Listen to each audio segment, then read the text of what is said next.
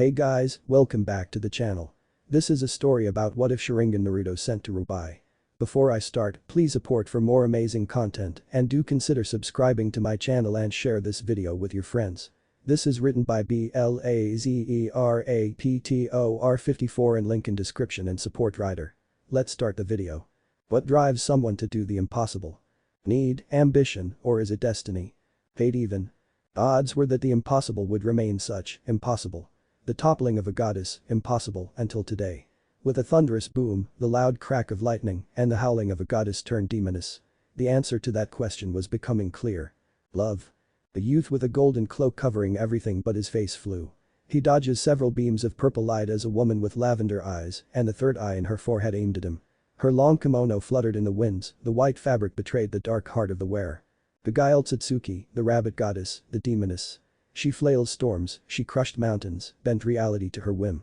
Yet, she couldn't bend the will of Naruto Uzumaki. The person she was fighting now, he flew around using powers he himself barely understood and dodged anything she threw at him. Suddenly he throws something from his hand, a knife.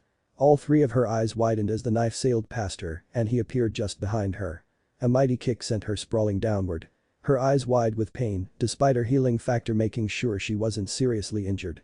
Slamming into the earth below, purple grass fluttered across the ground from the impact winds. Landing on the ground, Naruto Uzumaki grunts as he breathed hard. She slowly got back up to her feet, floating up from the ground when she did. Had enough. Naruto shot at her, because I'm just warming up. Bravado, incarnate of Ashura, will only get you so far. Your friend, the incarnation of Indra, is out of power. You, all alone, like you always were. Tell me, Uzumaki Naruto, what does it feel like to hold infinite power inside of you? Kagaya floats toward him slowly, what does it feel like to be a kami? I'm not a kami, Naruto stated as he got ready. My power comes from those that I call my friends, your power is just stolen. Kagaya charges at him, both clash in a massive blast of power. An ethereal fist crashes against Golden One, with Naruto and her locking eyes. The pressure wave flattens the land around them, their fight was on whole other level. The Jinchuriki of the Kikbi no Yoko stood his ground as another ethereal fist was launched between them. The teen in front of her grunts as he was pushed back from that blow. However, he suddenly jumps back. Her eyes widened as she turns around to see several spheres of various elements heading toward her. Quickly her third eye widened, only for the spheres to turn into kunai. The kunai slammed into her arms, drawing blood. One of the kunai suddenly had Naruto appearing beside it and grabbing from her shoulder. Without remorse, he slams the blade into her chest before kicking her away. He floats there, watching as her body pushes the rest of the blades out. Her growling and demeanor signaling a change as she rose up to face him. There were no words as she looked right into him, then she smirks. As much as he continued to fight, his chakra system was slowly, but surely, frazzling out. Giving him a dark smile, she suddenly creates several bones and shoots them at him. Not wanting to end up like Obito, Naruto dodges them. He in turn throws a Rasen Shuriken at her. The massive chakra is ineffective as it hit her, but allowed for good over for him to escape. He flew as fast as he could to where the others were. Landing down, he collapsed to his knees, he looked over at Sakura who's still giving Sasuke chakra. Kakashi watches as the wind sphere began to die down, she'll be coming soon. Tell me something I don't, Kakashi-sensei, Naruto breathed as he tried to stand up. I'm almost drained. How? Sakura asks as she looked at him, you've got all the 9 Biju and then some. Naruto takes a deep breath, she absorbs what I throw at her, so I had to put in more effort. She then noticed something, Naruto was bleeding from his mouth, Naruto you've got internal bleeding. The incarnation of Ashura nods, I know I can't afford the chakra to heal myself. Idiot, Sakura hissed as she walks over to him, Shinsenjutsu. He felt the chakra begin to heal him, she even began to transfer chakra over to him. Slowly, he felt his body become more relaxed as Sasuke stood up. The last Uchiha looked at Naruto, frowning as he heard the wind sphere die down. What's the plan? Sasuke asked as he looks Naruto, what now? Oh god, you're asking me what we're going to do? Holy crap, Dadabeo, we may not actually pull this off. Naruto laughed cynically as he got up, still breathing hard. Giving up, dope? Sasuke inquired while holding out his hand. No way, bastard, Naruto replies as he is helped up. Sakura watches as both walk forward, Sasuke turns to her, get as far as you can. What? Sakura looked bewildered, we're in this together. Sakura-chan, Naruto faces her when he looked over his shoulder, we need you alive after this. Sasuke nods, listen to him, we're the only ones that can win this fight. Kakashi looked at them both, they weren't going to admit it openly, but they both were low on chakra. He gets up, he could feel Obito calling out to him to stand and protect the world he cherished. Sakura didn't listen to them either, she instead stood next to Sasuke. You two are boneheads, the both of you. You cannot seriously think I'd let you go and throw yourselves into the fire. Sakura had tears brimming at her eyes and allow you to die without me at your sides. She stands between them, you're not the only ones. Sasuke and Naruto looked at her with her mouth agape as Kakashi walks to the front of them. He turns to them, smiling as he lowered his mask. Revealing his face for the first time, slowly but surely it dawns upon them all. This was it, the final push. Kagaya lands in front of them, her power was increasing. She looked at them, smirking, they looked ready to die. As she grew one of her Ishin bones, she saw that determination, perhaps she could help them. However, what she didn't expect was Naruto allowing Kakashi and Sakura to run ahead of him and Sasuke. Are they fools? Kagaya throws the spears of bone, they'll get skewered. The bones impact Kakashi and Sakura, only for them to suddenly explode. The black smoke filled the air around them as Kagaya fell into a trap. Her eyes widened when the smoke cleared to reveal hundreds of Naruto, all of them holding large Rasengan. Senm. Chimdama Rasen Terengan. Kagaya's eyes widened, even with so little chakra he could do this. She readied herself to absorb the blasts, but suddenly felt something hit her back. It was Amaterasu, the flames burned heavily on her back. She was forced to shift her absorbing powers to handle it. However, that's when things started getting out of hand when she saw lightning-enhanced shuriken suddenly rush toward her, covered in black lightning. Kamui Shuriken. Kakashi yells out as he appeared all around her, using shadow clones. Impossible, she was forced to jump up, how did they win? She shoots bones at random, determined to get collateral amongst the group. She failed to notice the Kamui-enhanced shuriken impact each other, forming a large portal. Naruto's clones above her were getting destroyed left and right, but she never bothered to look down. Hey, you're psychotic demoness. Kagaya looks down, her eyes widen tremendously.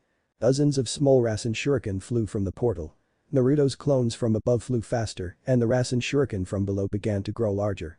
Looking for an escape, Kagaya tries to form a portal to fly into, only for Kamui to seal no sooner than she reaches for it. Kakashi's right begins to bleed slightly as he watches her glare at him. He only wore a proud smirk on his face, as if he was proud to have made sure she'd suffer from fear. Indeed, Kagaya felt that fear when Naruto's attacks finally impacted. Her Rin Sharingan ran wild, trying to negate, block, and absorb attacks. However, she felt various pieces of her get blown off. Blood slowly dropped down from her mouth as more and more of his attacks breached. This was impossible. She looks around, trying to find an exit, but instead Naruto himself and Sasuke himself, assisted by a Naruto clone, flew toward her. Their hands with the marks were outstretched, this was it, the time was now. Her broken body began to heal, trying to rapidly repair critical damage so she could move. It was to no avail as Naruto grabbed her right arm and Sasuke grabbed her arm. Or so it would appear, instead, Zetsu had floated itself around to protect its mother. Kagaya smirks, good job my son. Now Akasan, Zetsu gleefully screams, kill them both.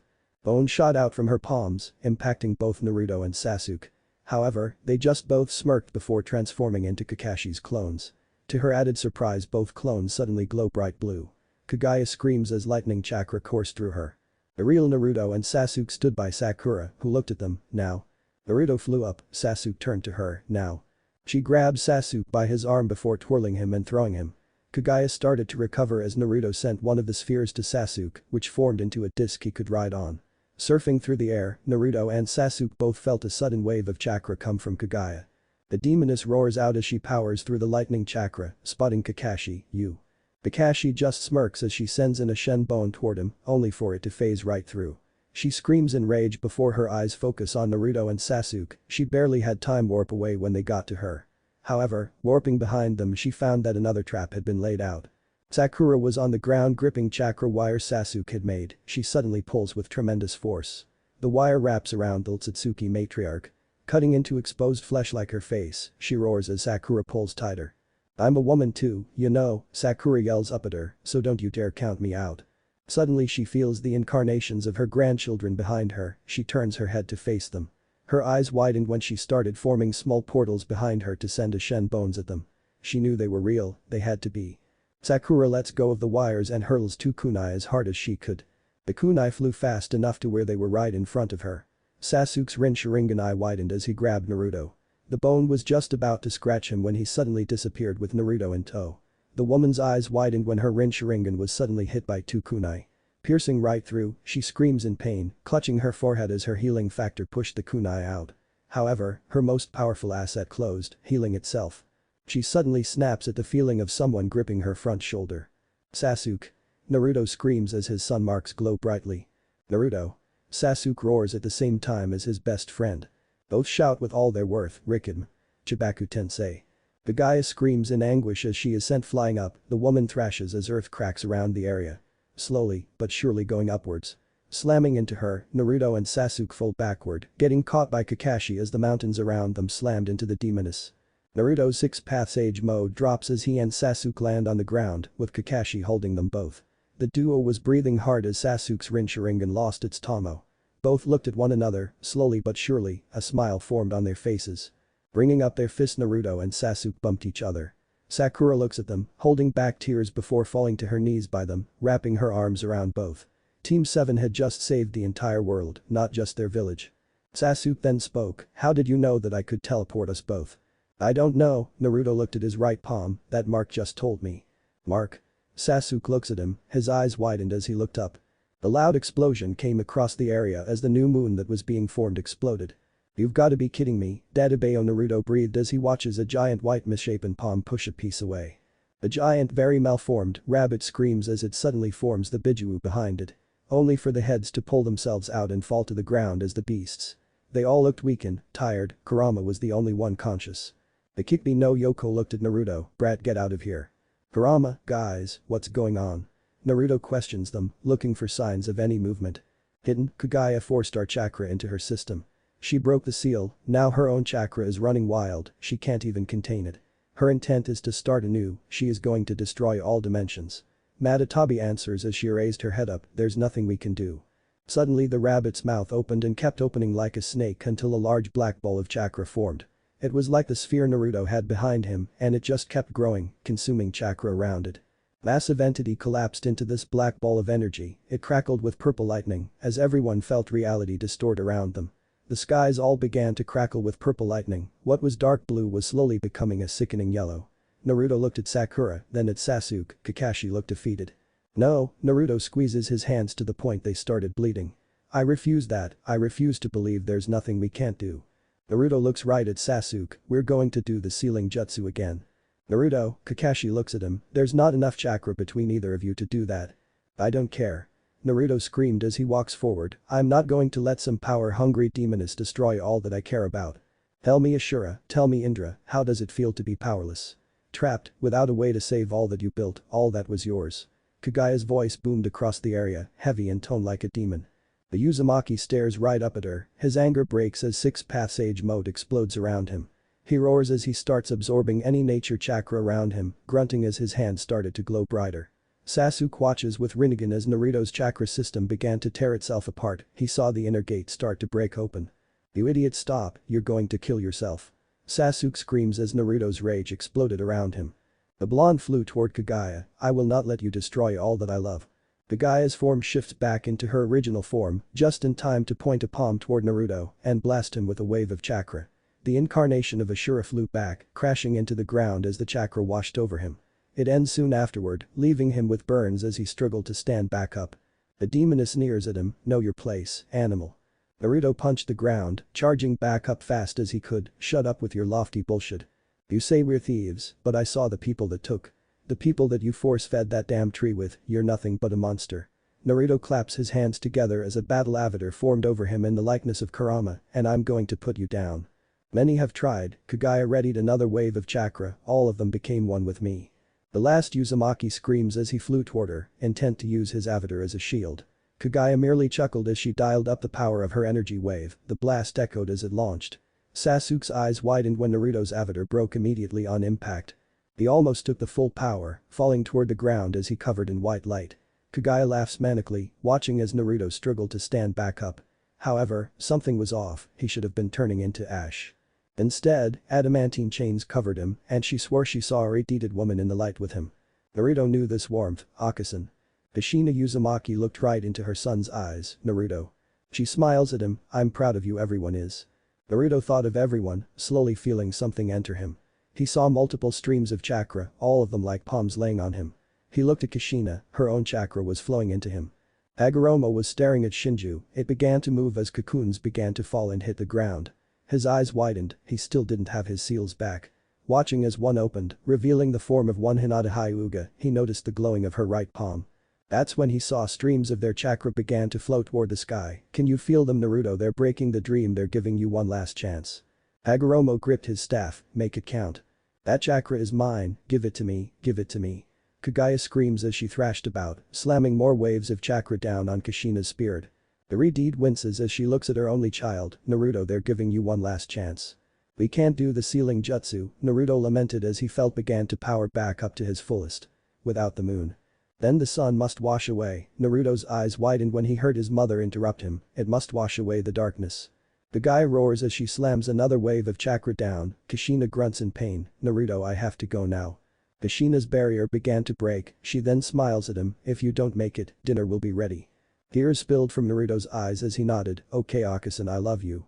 I love you too. Her spirit disappears as her barrier breaks, tell that dumb fox to help you out. Kushina Kurama looked down and saw a little bit of her chakra enter him, jump-starting his own system again. He grunts as he felt himself get washed with the same type of chakra he felt Naruto getting. Naruto. The white light washes over Naruto as he stood there, he felt no pain. Naruto. The white light grew intensity, yet the only light shining through was the golden chakra inside of him. Naruto. Naruto breaks the white light, Kagaya's eyes widened as the sphere continued to grow behind her. Standing where her light burned the earth black was Naruto, covering in a golden light, new Gundama. Something began to shift though, the teen had not 9 spheres, but 10. Slowly, but surely, he walks from the blackened earth as Kurama joined his side. Outstretching his right fist, Kurama bumps it before flowing into Naruto. His power increased dramatically as a result. Kagaya looked down at him, she could see chakra streams going into him instead of her. What is the meaning of this? She screams as Naruto took a deep breath, tell me. The shinobi world is free. Your light doesn't work anymore, or should I say your dream world is no more. We are shinobi, Naruto spoke for everyone as he pointed to his chest with his thumb, and out ninjas never back down or submit. He glared right at her, especially to monsters like you. Crouching down, Naruto looks over at Sasuke and Sakura, he gives them a smile. Sasuke recognized that smile, he gets up to stop Naruto only for the blonde to fly straight up. A trail of light flowing from him, as if he was a shooting star in a night sky. The sky darkens as Naruto noticed the sphere reaching critical mass, using his 10 spheres he sends 8 of them down toward the other Biju. Slowly the chakra from the spheres leaked into them, each of them glowing golden in color as they woke up and stood up. Madatabi, who had been struggling before, stands up, kitten. Another sphere lands on the ground, forming Kurama, who looked confused as he felt slightly drained again. He saw the other Biju, his brothers and sisters, with the same glow. They all looked at one another, confused until the 10th sphere formed a clone. Eyes, the sphere clone looked at them, I'm going to take Kagaya inside of the sphere. You need to work in conjunction with Sasuke and Kakashi to bend space and time around the sphere. Form a black hole basically? Son Goku asks. The sphere clone nods, yes, and don't let up. If the sun and moon cannot seal away the darkness, then the sun shall wash it all away. Naruto Kurama felt something from his eyes, die. I know. Sasuke looked on the verge of tears as he watches the actual Naruto fly toward Kagaya, still, dodging light beam after light beam. Naruto's clone looks at Sasuke and Sakura, I love you both. Sakura, when we were kids, I mistook the love I felt for you like something like romantic, but Naruto's clone started to falter a little bit, I love you like the sister I always wanted. Naruto, you don't have to do this. Sakura yells as she watches him fly off. The clone shook his head, I have to, this is for our world. Sasuke didn't hide his tears, he looked right at Naruto, why you? Because it was always going to be me, Naruto's clone gave a toothy smile. I never backed down, I never quit, and in the end. Naruto and Sasuke clash jutsu. The waves of power washed the area in bright light. The blonde and Hyuga era sat near a swing set. He comforts her as she had just gotten bullied for her eye color again. Hiba, Shikamaru, Choji, and Naruto all jumped out of a window. Iruka was in hot pursuit of them all, irritated that they were once again skipping class. Shion and Naruto descend into the volcano holding hands and forming a joint Rasengan to defeat an ancient demon. Kakashi and Naruto clash Rasengan. Kushina and Minato cuddle a newborn blonde infant. Iruka smiled as he hands Naruto his first bowl of ramen, smiling as he let the child wear his headband. Hundreds, thousands of people stood behind Naruto Uzumaki. Every one of them had chakra flowing into him, his own chakra system was burning out. He was burning, but those flames didn't hurt, they pushed him. The sun was rising. My definition of shinobi is the same as family, Naruto's clone's glare fixated right on Sasuke. That's why I knew you were in trouble, because the real you would never become like Kagaya is now. Sasuke mumbles as he reaches out to him, don't. Naruto's clone smiled, see you around Sasuke and thank you. The clone begins to fade, now go do your job idiot, I love you, N+N. Naruto no. Sasuke screams as the clone fades away. The bright shooting star slammed into the dark goddess. It sends them both flying into the dark sphere, slowly the sphere began to contort. Inside of it, nothing but white light, Kagaya flies toward the top to escape only for Naruto to appear in front of her. Where do you think you're going? Naruto punches her down before reappearing below her. Suddenly he smirked as chains emerged from him, wrapping themselves around her. The woman thrashes about, screaming her head off as she tries to break free. The demoness growls, trying to produce a shen bones, but found that her own power was draining quickly.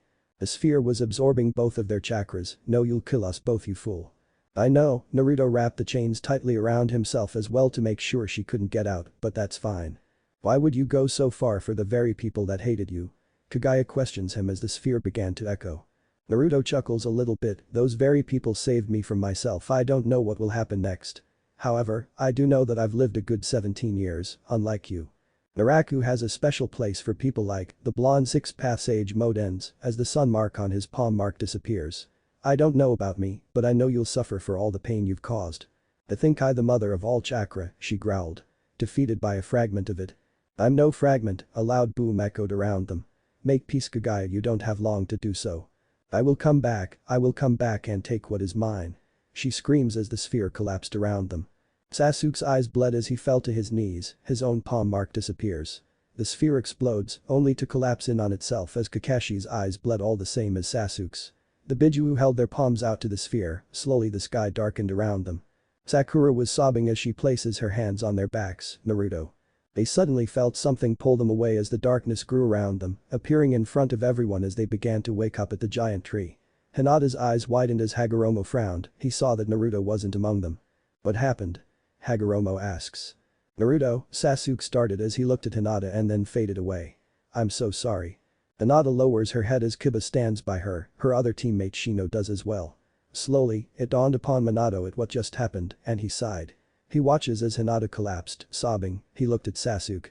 The Uchiha was sobbing as well, punching the ground. Don't weep, Sasuke looked at Minato. You'll tarnish his memory, Sasuke-kun. Minato looks at Hinata, and you need to be strong. My son wouldn't want you anyone to break down over him, instead celebrate the gift he gave us. He looks at Minato, your kiddo was awesome, yo, world class to the max. He even gave old Madara Uchiha that axe. The Ito Tensei just laughs a little bit, I know, and for the first time I get to sit down with him and have dinner. Hagoromo took a deep breath as he opened his eyes, I should be going Sasuke. Sasuke stood up, looking at the sage, what is it? Do not follow the path of my eldest son, even it seems like the world won't get along with a gentle hand. A gardener can only cultivate life, move it in the right direction when required. If he tries to force it, Hagoromo looked right into Sasuke's soul, that very life would die. Frowning, Sasuke looked around, I don't think I'll be alive to even try anything. I doubt that, the sage said. Because without you this world would have died as well. Sasuke's eyes, can I really amount to what he left behind? Hagoromo lowered down to the ground before holding out his staff, only one way to find out. Naruto's eyes slowly opened as he looks around, Akasan Otosan. Taking a deep breath, the blonde looks at the darkness he was floating, he could feel his heartbeat. When he died before getting Ashura's powers, he didn't feel his heart. He was still alive, how, he could never know. The teen grimaced as he tried to move his arms, he looks at them, they were both black and blue. It was hell, the pain was searing and hot. Taking another labored breath, Naruto then smirked when he saw Kagaya's lifeless body floating by him. Seemingly lifeless anyway, he watches as she turns over.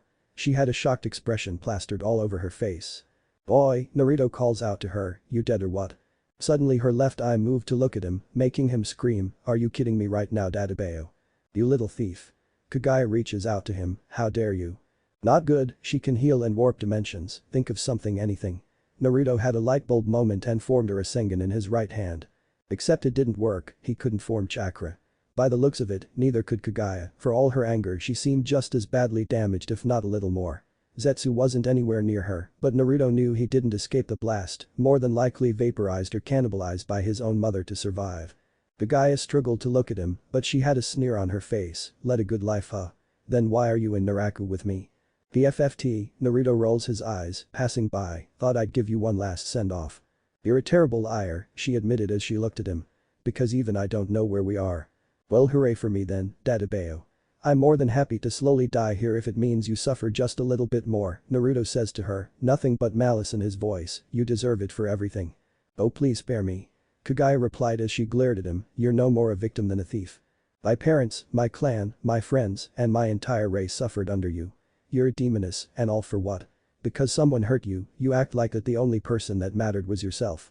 Well, look where that got you, floating in here with dumb all motormouth me. Naruto continues to ramble, ain't karma something else? Silence. Kagaya yells as she looks down on him from where she started to float above him. Screw you. Naruto screams as he flicks her off, attempting to raise his hand as well.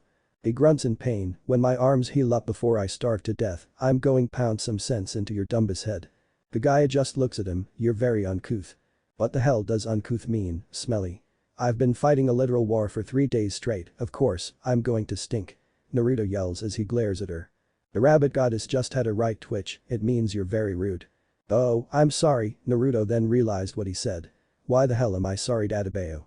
Pinching her nose, Kagaya just looked down at him, if gods truly exist this is torture enough. Well, Naruto looks away, I can't move and you're not exactly any much better than I am. What are you suggesting, thief? Kagaya inquires. I'm just saying either we float here in silence, possibly starve to death. Because you can't activate your third eye, thank you Sakura, and just complain about how much life completely sucks. Naruto then looked her right in the eye, or we could just float here and make peace with ourselves and then starve to death. I don't like either scenario, Kagaya grumbled as she looked down at him. Both end in something I much rather avoid. Coward, Naruto bashed her as he glared right at her. You're a freaking coward, you're so scared of a challenger you tried to literally eat the world and you even tried to kill your own children. Don't you know how much of a blessing a child is, Naruto growled as he felt anger boil inside of him.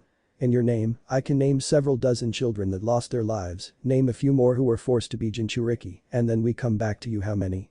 I don't know what you're getting at before she could finish the death glare got to her, thousands. And there it is, Naruto just spat in her direction, but it just flopped back down on his face. You anyway, wanna know what my parents got? Do I care? Kagaya questioned him. 1 minute, her eyes looked right at him, they got 1 minute. 1 minute before Black Zetsu put his manipulation of Obito to the fullest. Naruto then just furrowed his eyes at her, as much as I hate you, I think I pity you more. Oh? She hums. I think I can see it, you were probably hurt so bad thought you never wanted to be hurt again. Which is why you ate the fruit. So that you can stop the pain but in the end, Naruto sighed as he looked at the void. You only created more. Naruto bit his lip, I grew up being hurt by others. Constantly, never ending, most of my earliest memories was always someone walking in a room checking my seal and then just walking back out. The Sandame Hokage, Jiji, as I called him at the beginning just dropped off living expenses. There was one time in my life I went an entire month without food from the village because some sorry bastard stole what little I had, Naruto then closed his and relaxed. But I still fought to protect my village. Why? Kagaya inquires as she started to feel something, you don't make sense you had all the power to. Destroy everything, Naruto interjected. Yeah, I could have easily met Kurama and just go wild. Part of me every day for the longest time wished that he destroyed the entire village, but the very few friends I made me happy, Naruto remembered Am and Tuichi Ichiraku and Iruka. Tuckling, that's all she could hear before he looked at her, mind telling me what's so funny? Now that I think about it, he laughed. My weakest jutsu worked on you. And that would be? Kagaya scoffs as she glared at him. Someone has a dirty mind, Naruto teases as he hinted at it. I knew that was because it was completely random. She screams at him with her cheeks flustered, who even does that during a fight, ignorant little fox child. Bunny, Naruto shot back, I guess it's irony that you lost to me, considering foxes eat rabbits Dadabeo. She just sighs, okay fine you're right I got distracted. Completely uncouth of you to give me a right hook afterward. Uncouth, sheesh just use normal words like rude. Naruto complains as he looked past her, is that light? She flips over, staring up from the void, it isn't getting closer. Well, I'll be damned, I just may get out of this yet. Naruto laughs before focusing, that isn't light. Huh? She looks at him, then what did you hear that? Who are you, what are you? I am Kagaya Otsutsuki I am. She didn't even get to finish before the light hit her, it took the form a dragon that glowed purple that just snatched her in its jaws. Naruto was left mortified, he didn't even mean to reach out for her. The strangest thing there was no blood, no gore, just 1 minute of her being there and the next totally gone. Aw crap, Naruto chattered in fear. I'm seriously going out as food, really Dadabeo. We have judged you, Naruto flips over using all his willpower, child of hope. The golden dragon flowed toward Naruto, his eyes widened as it opened its maws. He was powerless to stop it. A silvery light filled his vision. He felt cold air rushing over him. Looking around he saw that he was falling. He almost wanted to celebrate, but the cold air made him rethink that celebration. It hit, reality did anyway. The blonde flips in the air, unable to control himself as he looked down to see a nearby river of sorts. There was a heavy amount of sand all around him to boot, and he noticed that a broken moon hung high in the sky. Screaming as he fell, the blonde lands in the small oasis before floating back up to the top. Floating there, he just looks up at the broken moon before closing his eyes. Kurama Naruto mentally calls out for his friend, "Where are you when I need you, buddy, Dadabeo?" The splashing and wind made the water flow him to its shoreline. He rests his head on the mud, laying there he fails to hear the shouting of some people. Uzumaki Naruto was still alive. The caravan of people had been walking through the hot desert sun, with night soon coming upon them. They had very little, being escorted by students of Lower Shade Academy. Passing near an oasis to collect some water for them and their beasts of labor, they only heard the crackling of thunder. Storms weren't uncommon in autumn. Though, very few clouds hung in the air. That's when a little girl spots something that falls into the oasis. Her cries for help caused the students to run over toward the fallen object. They found that it was a person, heavily injured. The doctor of the caravan ordered that he brought to him immediately to her tent they had begun to set up. She had no medical equipment, instead relying on her ability to heal others. Placing her hands on his chest she found as an assistant cut open the fabric of clothing that he had scars. The young man may have been a recently graduated student from somewhere or simply a mercenary that had a very bad day in the office. Judging by his whiskers she assumed that he was a faunus, a being with an animal trait. The woman saw that he had internal bleeding, quickly she applied her aura toward his stomach. When she did, she found extensive abdominal injuries. He was barely hanging on his is, and the possible internal bleeding was not helping him either. He grunts in pain, his blue eyes slowly opening every so often, "Help. We're trying to, young man," the doctor spoke with a calm voice, "please relax." He whimpers in pain when he tries to adjust himself. That's when a wad of blood spewed from his mouth, landing on her orange tunic. She watches as his eyes roll back, going limp. Grunting, she watches him convulse before going into action. She makes sure to clear everything away from him as he started to foam, he was suffering a massive seizure. Blood and foam formed at his mouth, leaking down the side. Every so often she would see his eyes dash back and forth, silent screams forming at his lips. As quickly as the seizure came, however, slowly, it went. As he stopped squirming as she held him down, the blonde stained red on the face, just laid there. He was breathing, not calmly, wheezing at best. There was something else, he looked like he was crying, in fact, there were tears slowly forming at his eyes and traveling downward. His labored breathing slowly becomes more normal, she reapplies her semblance, healing him as best she could. He grunts in tremendous pain, his hands twitching, they were probably just as broken as his arms. She looks over at her assistant, the boy nods and walks over to get a syringe and fills it up with a substance. Walking back over the teen looks at her, "Doctor, I got the morphine." Here, she grabbed one of his hands to expose a vein. In there, hopefully, it lulls him to sleep and stops the pain. The assistant slowly places the needle within the vein. Squeezing the plunger, the clear liquid slowly drains into his arm. The teen winces at the feeling. Naruto Uzumaki felt a slight burning sensation at his very core before slowly giving himself to the medicine. His eyes slowly closed, his head went limp as he gave slight grunts and moans of pain. Naruto was floating in the waters of his psyche. In this long-visited place there was no longer a cage and no longer a giant fox. The blonde just laid there, floating in the waters as they started draining. It was a sign that his chakra was running low and he could see the busted pipes that he thought is his chakra network. Kurama Naruto whimpered out as he kept looking up toward the ceiling, "Can you hear me?" There was no answer, not even a grunt. Naruto's eyes watered as he turns his head toward the blank spot in the room.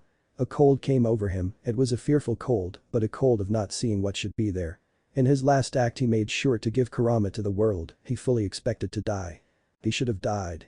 Naruto closes his eyes, "I'm hurting, it hurts so much." "Call me an idiot," Naruto grunted out. "Tell me I'm some stupid dumbus, goddammit, it hurts. Someone gave me something, I don't feel right, are they putting me down? Where am I even alive, is this just a dream?" Naruto continues to ramble before the scenery shifts around.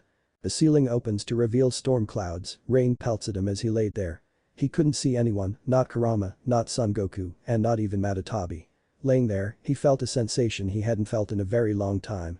He felt empty, but that wasn't the sensation. He felt alone. This darkness, Naruto looks up and sees the storm clouds before closing them, "Please, I don't want to be lost in it again. You watch, I'll be the greatest Hokage there ever was." Naruto Uzumaki, got him Hokage, Dadabeo. Naruto's eyes snapped open to see a younger version of himself looking up at the storm clouds.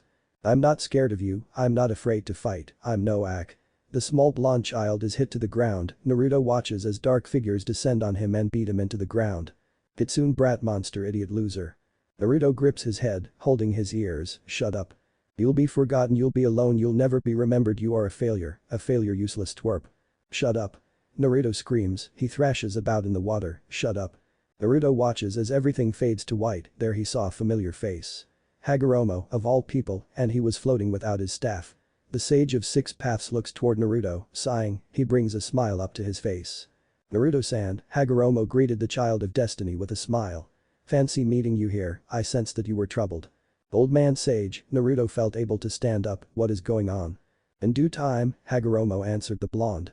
It seems that you've been called to a higher purpose. What do you mean? Naruto stand there before noticing something in the distance. Who is that? Hagoromo turns to the figure, that is the light god. Light god Naruto clutches his head, so am I being collected since I died or something? You're not dead, Naruto turns to the figure who is now suddenly standing by Hagoromo, I merely chose you. Ah, Naruto screamed as he pointed at the figure. You were just over there, Dadabeo. I am everywhere, yet I am not, the curse and blessing of being omnipresent. The god of light stated as he folded his arms, his deer-like horn stuck up like a crown. Naruto just blinks his eyes, Omni what now? Omnipresent, the light god repeated, it means to be everywhere and nowhere. Oh I think I get it, Naruto sheepishly replied while rubbing the back of his head. The god of light just shakes his head, no, you do not. Well, I'm sorry Dadabeo. Quite frankly I am coming to terms that I'm not dead and I feeling this strange heat in my body. I feel like I want to puke and then I get brought in here by old man sage and now I'm dealing with someone who's probably Kagaya on steroids. Naruto raged as he held his fist up, so I'm sorry if I can't understand fancy words. Hagoromo pinches his nose, Naruto must you be so uncouth. Ah. Naruto grips his head, uncouth Omni this, next thing you'll tell me is that this is not real and I'm just really in Naraku. The light god looks at Hagoromo, you warned me that he'd be a little unnatural for a hero. I warned you about other things, especially with your brother getting a hold of my mother, but my words always fell on deaf ears. Hagoromo stated to the god next to him, Naruto-san is not without intellect, he just lacks tact. But Naruto looked around his pockets, I was supposed to bring tic-tacs. Oh, for the love of all life and creation, the light god bemoaned as he pinched his nose. It means you have no sense of vocabulary, no way to articulate and understand proper jargon air wording. So I'm an idiot? Naruto questioned as he folded his arms, well that's not very nice. Silence. The light god's voice boomed in the void, he then took a deep breath to compose himself. The god took a minute, I believe that's the first time someone has ever gotten on my nerves. Besides the god of darkness, Hagoromo pointed out. Hear that over there, you're now second only to the evilest being in existence, Naruto. Naruto rubs the back of his head, well geez, I'm sorry. All is forgiven, for now at least, tell me does this area suit you? The god of light inquires. Does it matter? Naruto sounded confused. You mean I can choose? Not you, but I know what you are thinking of. The light god answered before holding up his right hand. A loud snap echoed before a flood of light blinded the area. Naruto opens his eyes, he was standing in Mayaboku. The air smelt the same, the feel of the humidity and such. He saw the many waterfalls, the various forest critters. A ladybird flies up to him, landing on his finger.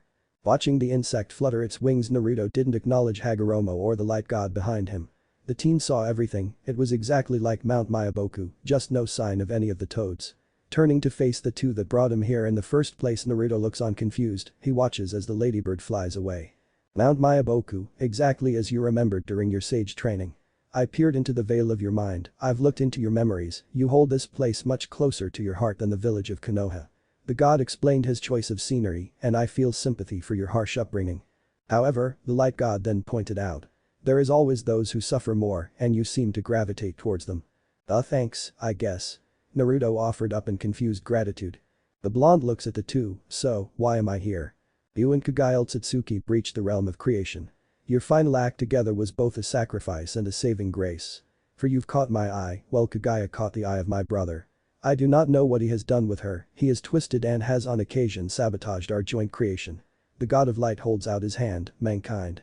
Hagoromo frowns a little, sighing, in truth Naruto-san you're alive because the light god is curious. So, Naruto looked downcast, all I am is just a toy. Far from it, Naruto snapped his head back up to face the god, you're an anomaly just like Kagaya. Earth may have been different. The class you grew up in, beyond different. However, the life you led and the life she gave up were one and the same. Kaguya wanted to protect her lover and her children, her lover turned on her, and the people followed suit.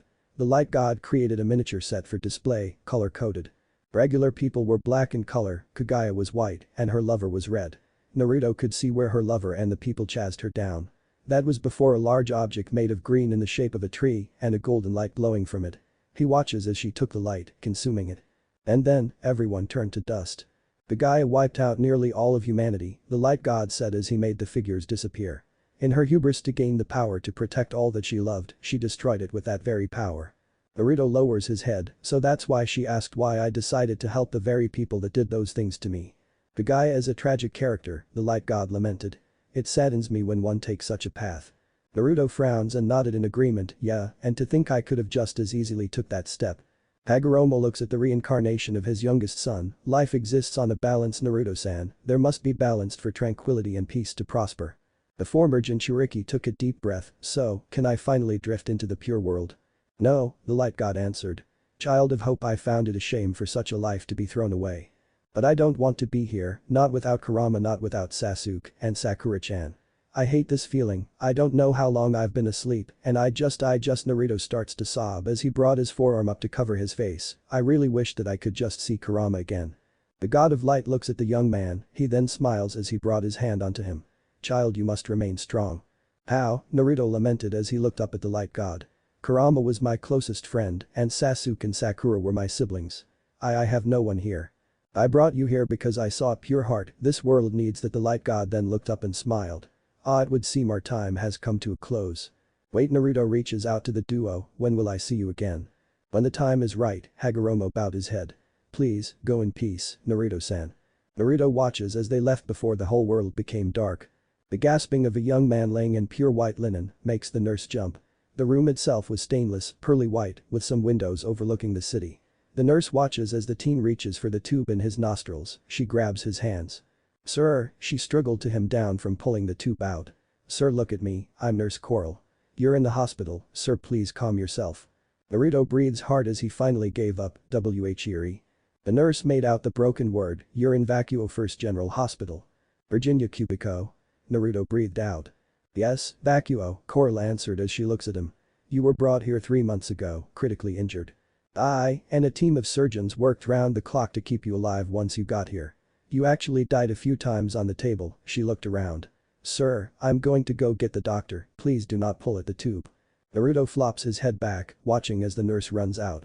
The teen breathes hard, looking at the painfully bright room. His eyes ached from it all, the teen sways his head on the pillow, he felt hollow.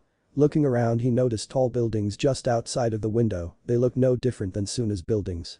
Then he starts to remember some details, landing in water was of them, but it was the dry air he felt when he exited the strange void. Desert air, at least he thought it was, it felt exactly the way the Great Wind Desert felt.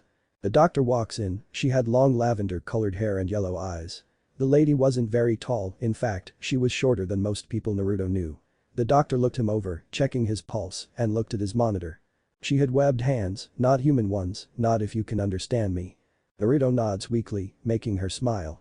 Hey there sunshine, she greeted him with a joke. My name is Dr. Sahaba Soul, I've been taking care of you the last 3 months. 3 months? Naruto inquired as best he could. She nods, yes, you were brought in with what I can describe as the worst beatdown I've seen a very long time. You're very lucky, between your heart stopping several times and the fear of brain damage you came out of surgery successfully. We applied biodegradable stitches that have already disappeared, you had massive internal injuries. The doctor revealed while she read over his file, luckily you have a strong aura. Thank you. Naruto thanked her, watching as she smiled in response. Sahaba then looks at his monitor, we're going to monitor for 24 hours before we remove that ventilator that's been helping you breathe in your sleep. At which time we'll probably start seeing how well your nerves are, she grimaced a little before saying the next part, and work on removing the catheter. Naruto looks confused before he looks down past his feet. He saw 2 tubes, his eyes slightly widened before rolling to the back of his head. The doctor chuckles a little bit before walking out of the room. The nurse pats the teen's shoulder. Please rest sir, Coral requested as she nods her head and exits the room. A few days have passed since he woke up, Naruto was leaning up from the bed. The blonde was feeling out some paperwork as best as he could, but despite the language verbally being the same, he found that he couldn't read it. He sighs, looking at the nurse. Is there something wrong, sir? Coral inquired as she walks over to him. Naruto nods, giving an embarrassed chuckle. I can't read. Oh, well, let me just ask you a few questions. The woman grabbed the clipboard, watching his trembling right hand. Full name? She asked while readying her pen. Uzumaki Naruto, Naruto answered in standard fashion. She looks at him confused, which is first, and the surname? Oh, Naruto Uzumaki. Naruto changed his answer to fit what she wanted. Very good. Coral praised a little, an identification. Naruto Uzumaki. Naruto answered nervously. No, the nurse shook her head. What do you identify as? Human. Naruto once again answered nervously. Sir, Coral took a deep breath. Do you identify as a man, a woman, or pan? Naruto looked thoroughly confused. Last time I checked I was a man. Oh crap, you guys didn't cut it off, did you, Databeo? The nurse laughs at his little uproar. No, we assure you it's still attached. Oh, okay them, nearly gave me a heart attack. But I'm a guy, so I'm a man. Naruto answered with a nod. Okay, the nurse pinched her nose. Are you or have you been sexually active in the past year? Naruto blushed a little bit, not really. Have you had sexual intercourse? The nurse was getting slightly frustrated. Oral sex. I had sex, Naruto admitted with a blush as he thought his last time traveling with Jiraiya. It was with a girl that I met and well. Did you use protection? Coral stopped him from speaking, like a condom. Yes, Naruto answered, I used a condom. Splendid, any medical history, familial issues? Coral inquires as she readied her pen. Well, I've been stabbed in the chest twice. I broke my leg and arm when I was a kid, Naruto rubbed the back of his head. That's about it.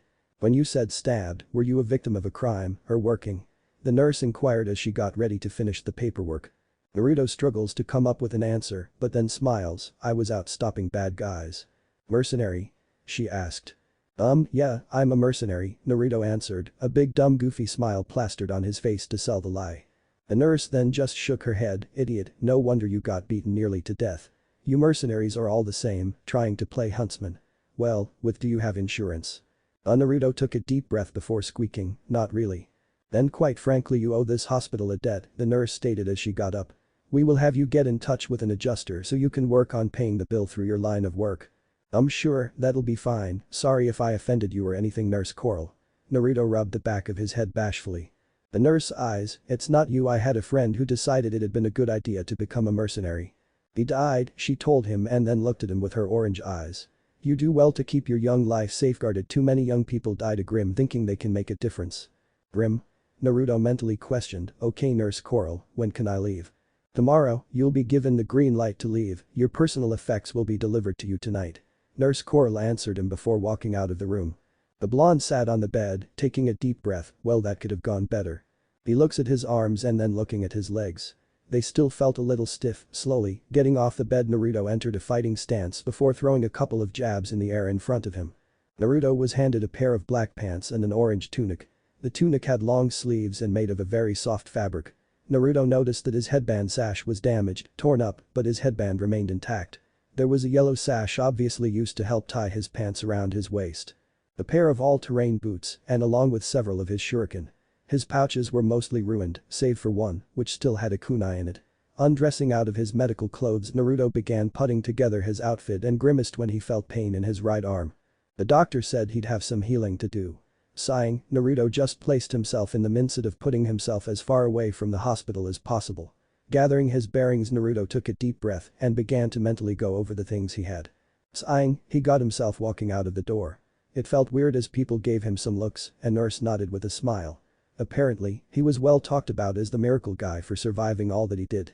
It didn't take long for Naruto to get outside of the hospital. Looking around the arid city, he frowned. There were very few plants in the area, he didn't know what to do with himself. So, he took a step forward, then another and another. People were buzzing through the city streets, talking and gossiping. Stop the oppression. He heard someone shout. Down with the Schnee Dust Company, a woman screamed. Bunch of crooks and thieves. Down with the Schnee Dust Company, they are a bunch of crooks and thieves. A group of people chants. This caught his eye as he watches the people from afar. All of them had the animal traits he saw on some of the nurses, faunus. Naruto himself was confused on what he should have listed himself down as, considering he had whiskers on his face. Then again, it wasn't like they occurred naturally, his parents were human, he just happened to get bathed in Kurama's chakra before getting birthed. That's when heard sirens of some kind. He watches as men in fancy suites no different than the bastard Gato wore stood outside of a building. The strange machines with the sirens pulled up toward the building, where he saw people with armor on and shields step out. They all had clubs in their hand, and bigger machine pulls up as well. This one had a cannon of some kind mounted on top. Attention all protesters, the lead of the group of armed people, spoke in a machine-like tone. Please desist and return to your dwellings. Man, that ain't right, hell no, we're protesting unfair pay. We work just as hard as our human coworkers, we deserve to be paid just as much. The Schnee Dust Company owes us a pension, as they do with the humans. This is your final warning, we will use force. The same person stated, only for some children to step up front. Naruto watches as they arm the cannon on top of the large machine. 3. Protesters kept chanting, 2. The armed people chuckled and laughed, they seemed eager to be beating on people. Naruto's hands found themselves gripping each other, without thinking twice he moved. The cannon starts firing a stream of water out, aimed right at the children. Naruto formed a hand seal before several clones popped into existence by him. He managed to get in front of the kids, taking the full brunt of the water blast. He stood there, anchoring himself to the ground with chakra, as the people blasted him with a cannon full of water.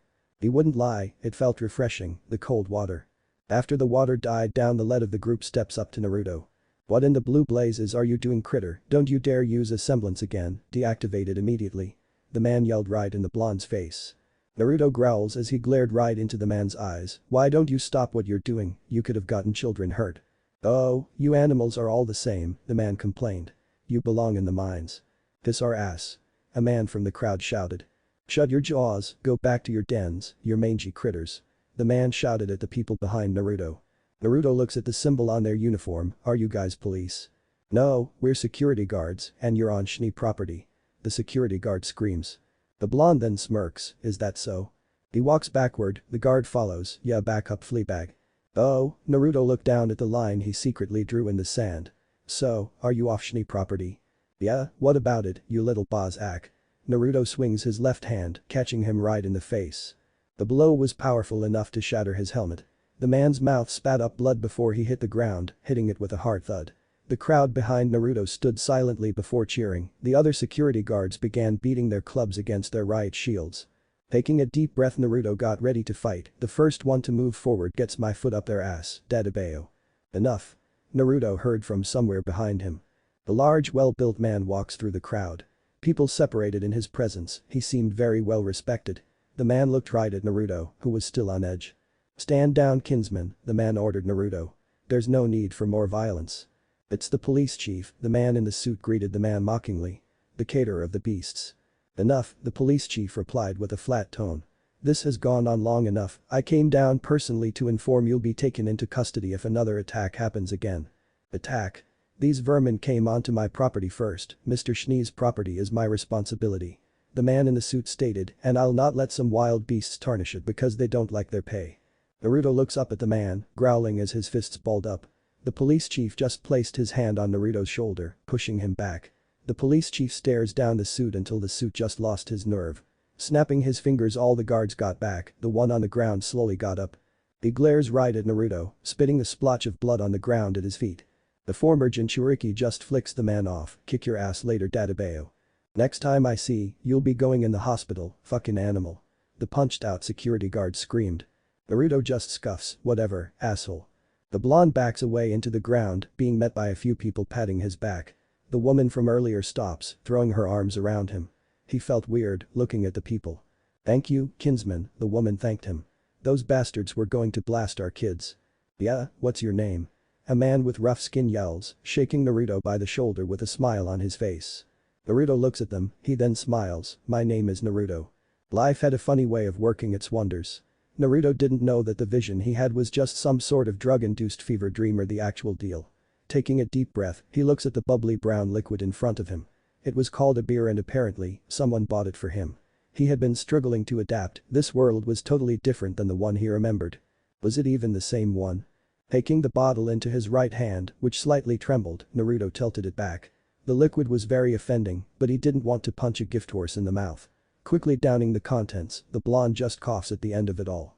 Music played in the background, the throbbing of speakers in this club was weird. It radiated through him, the music was pretty good. He didn't know what it was exactly. It was like a mix between killer bees rapping and loud music. He got up from the bar. The whiskered blonde just took a moment to think about what he would do next. The people he had helped earlier provided him with a place to stay. It wasn't some fancy apartment, not some house. Merely a couch and a room. He could try to keep to his words and do mercenary work. It couldn't possibly that hard, right? All the time in the world, time, that's all he pretty much had. Getting up from the bar after thinking this over, Naruto felt hazy. It was a hollow feeling, he closed his eyes as he walked. Dodging around people, perhaps the vision of Hagoromo and that light god guy was just a drug-induced fever dream. It didn't seem like they knew what they wanted him, just that they needed him for something, and that just doesn't make any sense. The way he felt right now was just awful, and he didn't even have a friend to share his grief with. Kurama was, for the longest time, a foe. He'd do everything in his power to take over him, he'd do anything make Naruto irate. Yet, at the end, it was because he was hurt. No different than the way Naruto was, treated differently out of fear. Walking out of the bar, Naruto had to watch his step as one of this vehicle things sped past him. They weren't common in vacuo from what he understood, but sometimes people on certain nights didn't watch where they were going. At least, that's what one of the people he'd been staying with said at least. Shuffling along the road, the teen stops. "I know you've been following me." A chortle escapes the lips of a man and his cronies. It was the security guard from the other day that Naruto punched. The teen took a deep breath as he looks at the 5 men that slowly surround him. His blue eyes scan over them, he noticed one had a weapon called a gun in his hand. The one with the gun was a large pudgy-looking man. He noted that it was the same man that operated the water cannon trying to blast kids. The man standing by the security guard had brass knuckles, and 2 others had clubs in their hands. There was a tense moment in the air when the security guy produced a knife from his back pocket. "Figures an animal like you would see us in this dark," they moved from behind a building at the guard's words. "Tell me, critter, you gonna take your punishment willingly?" "I'm sorry," Naruto mocked them as he stared them down. "Are you suggesting that you'd be able to hurt me?" "Smart little bastard," the pudgy man points the gun at him, "we won't kill you, we'll just put in the hospital for a while." "You guys are in way over your heads, Dadabeo," Naruto growled as he glared at them. "You need to either pack your tails between your legs and go, or you need to just stand aside. I'm not going to give any wrong thinking, I will hurt you. Do you understand that, bastards?" The security guard sneers as the pudgy man points the gun at him. "Well, we'll just say you attacked first." Naruto just shook his head only to appear in front of the pudgy man in a blur of speed. He didn't give them time to react before he slammed a right hook into the man's jaw. The big man fell over, knocked out cold at the first punch. Everyone's expression was one of shock as Naruto turns on his heel and kicks a club-wielding goon with a solid kick to the ground. The blonde kicks the gun away on his return stroke, straight down the alleyway, so no one could reach it before he reached them. All of this was in one fluid motion, no stop. The 3 remaining back up, all of them looked at each other. Naruto looks at the one with brass knuckles before taking a step forward. He didn't express anything, just a scowl on his face when he used his left forearm to block a punch. The brass knuckle goon grunts as Naruto grips his arms, the blonde pushed him out to where his hand was in a death grip. That's when Naruto then kicked up, shattering the man's arm. He heard the man wail in pain as he backed away when his grip loosened. The security guard screams out a profanity before charging with his knife sticking straight out. Scoffing, Naruto deflects the stab with the back of his hand before slamming his left fist straight into the man's face. The man's nose splattered across Naruto's chakra-enhanced punch, it sent him careening into the side of building that he bounced off and slammed into the ground. The blonde turns his eye toward the last guy with a billy club just slowly backs away. Naruto only took one more step forward before he bolted. The blonde shakes his head, walks over to the downed security guard before crouching down. The guard looks up at him, spite and hatred filled his eyes to the brim. Naruto just sighs as he looked right into the man's eyes. "It's not the first time someone has given me that look. Honestly, it probably won't be last either, Dadabeo." But, the former Jinchuriki glared right into the man's eyes. "Hopefully this'll be a lesson to you. When someone tells you to back off or you'll get hurt, it's best you tuck your tail between your legs and just go." How the security guard groaned in pain. "You're not Huntsman, there's no way." "You're right," the blonde claps mockingly to congratulate the man, "but you still haven't learned the point." Naruto leans down right into the man's ear. "Point is that I could have easily slashed your throats open and walked away. You came at me, and your dumb ass didn't think to notice a security camera right outside of the bar." The man's eyes widened tremendously, he shook, looking up at Naruto. "Please don't." "I won't." Naruto stands back up while reassuring the man, "but this better be the last time I ever see you trying to hurt someone else." "Why yes sir, I promise sir, don't kill me sir," the guard rambles as Naruto starts walking away. The security guard gets up off the ground, wiping his bloody face. The others slowly got up as well, limping away with their tails between their legs. A couple of months went by, Naruto was slowly adapting to the lifestyle of this strange world. The people that took him in believed him to be a faunus, just like them. He told them the truth however that he was human, but while a few gave him sideway looks, the majority still took him in. Running odd jobs for people, Naruto had begun to save money up, something called lean. The few couches he slept on were returned with favors, a package delivery or simply cleaning. In his spare time, finding that he didn't need to watch his back against a lot of people, Naruto began to practice. In the wide expanse of the desert he found that it offered a place of solace. On a large rock overlooking a wide open view of sand dunes, Naruto was sitting on this large rock, his hands cupped in front of him. Deep, very long, breaths escaped his lips. Slowly an orange liner appears over his eyes, he began absorbing nature chakra around himself. Acclimation took time, the very sparse amount usually followed the winds. The teen stands up, taking one last deep breath before his eyes snapped open. They were golden in color, unlike regular human eyes, they had pupils in the shape of a toad's pupil. His orange sherwani blew in the wind as long coat got hit by a gust of wind. Under the sherwani was a black shirt that went down to just above his knees, a kurta. Slowly, moving his hands around into various stances, Naruto breathed through his nose. It was Tai-Kai, something he learned while in Mayaboku as well, it's what helped him keep still and balanced. Ma had taught him it at night, saying it would help him relax. Taking time to go through the steps the blonde moved his chakra around his body. The tremble in his right hand was slowly going away. On his hip was the headband, tied in a black sash around his blue pants. Finishing his Tai-Kai meditation, Naruto jumps off the rock. Landing in front of it he turns around and his fist back. Roaring with a mighty war cry Naruto slams his right fist into the massive stone. It cracks, spreading across it, the cracks began to make it fall apart. With the stone in pieces, Naruto forms a single hand seal before several clones popped into existence. They weren't sage-enhanced clones, just regular run-of-the-mill of clones. Dropping into a fighting stance Naruto took a moment to glance at them. Giving them a nod, they ran at him full speed. He blocks the first with his foreleg before following through with a front kick and dispersing it. Kicking up sand as he landed, Naruto throws his elbow back, destroying another clone when he slammed his elbow into its face. The last remaining clones tried to attack him with Rasengan, but he originally dodges them. Landing on top of small stones Naruto grips them with his chakra before jumping and slinging them off his feet. The clones unfortunate enough to get in the path of them found themselves destroyed. The last clone entered Sage mode and attacked. Naruto and it clashed forearms, both exchanging blows. With his power split down the middle with this clone, the clone was going to put up a good challenge. Blocking several jabs with his forearms, Naruto leans back when he feels a pressure wave come off the last punch the clone threw. The pressure wave misses him completely, and while continuing to lean back Naruto flips onto his hands. He throws a couple of kicks while standing on his hands before angling himself to sweep kick his clone. The clone is knocked off balance just as Naruto gets up and launched a nature chakra enhanced punch into its side. The clone skid across the desert sand before dispersing. The knowledge of how it got beaten, along with the flaws in its stance that left it open was transported to Naruto. Taking a deep breath Naruto exits Sage mode before slowly walking back toward Vacuo City. Naruto was standing guard over the group of protesters, a mix of faunus and some humans.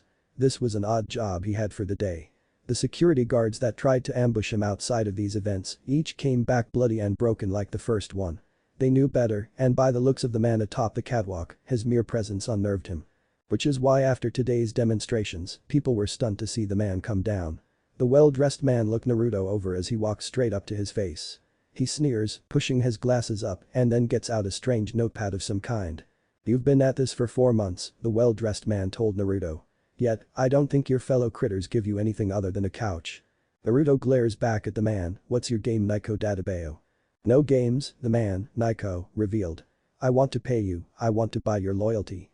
"You've got a lot of nerve doing this blatantly in front of people," Naruto growled as he began to pop his knuckles. "What are you writing down?" "A check," Nico tells Naruto while laughing, "Name your price." The whiskered blonde folded his arms, looking behind him. Some of the faunus behind him looked down, believing he'd take the money. The blonde smirks, looking at the check and then holding out his hand. People gasped from behind him, he had been learning to write since he took the odd jobs. He knew how to write basic words, and even some unsavory words as well. Naruto finished signing the check, "This is what I want." "Shove this up your ass," Nico yelled as he threw the check at Naruto. "Do you take me as a complete fucking idiot?" "Hell, yeah I do," Naruto argued as he pushed the man back. "You take these people's jobs because they look a little different and make them miserable. I don't care if you're human or you're a faunus, you have basic rights to be happy." "Yeah, what Naruto said, tell that bastard we want justice." "Oh, you must be so happy with yourself," Naiko spat as he glared right at Naruto. "I'm telling you right now, none of these animals will get their jobs back under my leadership." The blonde looks back at them, then scoffed as he turned his back toward Naiko. The man was confused, he merely turned the cheek, but why? Naruto then answers that silent question, "You're right about that, under your leadership." "So," the former Jinchuriki chuckled. "You can either leave, or I'll make you leave." "Is that a threat, you little bastard?" Naiko screams as he kept looking at Naruto's back. The blue-eyed teen responds with a dark glint in his eyes, "It's a promise, Naiko." Turning his head back toward the crowd, Naruto sighs, "Okay guys, let's pack it for the day. My end of watch is over, and I think it's high time you all got something to drink and spend time with your families." The group grumbles as they disperse, none of it directed at the blonde. Naruto just kept standing there, his back turned, took a deep breath. He turns to Naiko, perhaps as a courtesy, perhaps as an intimation. The two glared at one another, both hated each other. "Naiko, Naruto," said the businessman's name. "There was once a person like you. When I was young, I went with my teacher on a mission, he had bought that village off and ran the people like slaves. He hurt those who'd stand up to him." "Sounds like a ruthless businessman, what's your point?" Naiko sounded annoyed. "The point is that he tried to kill a man that he paid to cut his costs," the blonde then gave a dark chuckle. "That man ended cutting him open." Naiko's eyes widen, "You wouldn't dare, you're no murderer." "It's a fair warning, Naiko," Naruto warned as he glared right into the man's eyes. "Don't do like your henchmen have been doing, or you'll meet the same fate." Naruto walks away, looking over his shoulder, "Do the right thing, Databeo." The bar was playing music loudly as Naruto entered it. He was walking with the person most recently taking him in for the week. It was kind of a funny little exchange program, and Naruto was his own commodity. The sounds of violins and people clapping their hands while dancing in the middle filled the room. "Gotta say, Naruto," the police chief Tiger greeted the teen. "You continue to impress me on how much paperwork you give me and my boys." Naruto gave a chortle before smiling, "Don't mention it, I'll probably be leaving Vacuo once this blows over." "Well shit son," Tiger motioned Naruto to follow him. "I was hoping if you'd been interested in joining the force." "Nah," Naruto shook his head, "police work isn't for me." Tiger sighs and then taps the bar, "How about a beer then?" "Honestly," Naruto laughed as he looked at the man. "I prefer spirits." "Very well then," Tiger replied and then looked at the bartender. "I need a shot of Krogan's." Tiger watches as the man slides the glass over to him, handing it Naruto while he held his beer in the other hand. Both clink their glasses together before Naruto slams the shot back. He winces at the burning, whatever Krogan's was, it was strong. "Holy crap, Databeo," Naruto gasped as he looked at the shot glass. "The hell was that?" 94 proof, it'll put hair on ya, squirt. Tiger ruffles Naruto's hair and then looks over the teen's shoulder, "Hey, don't look now, but there's a lady looking right at you." Naruto hummed and looked over his shoulder. The lady looking at him was young, she had deep crimson hair and red eyes. She was very beautiful, being voluptuous.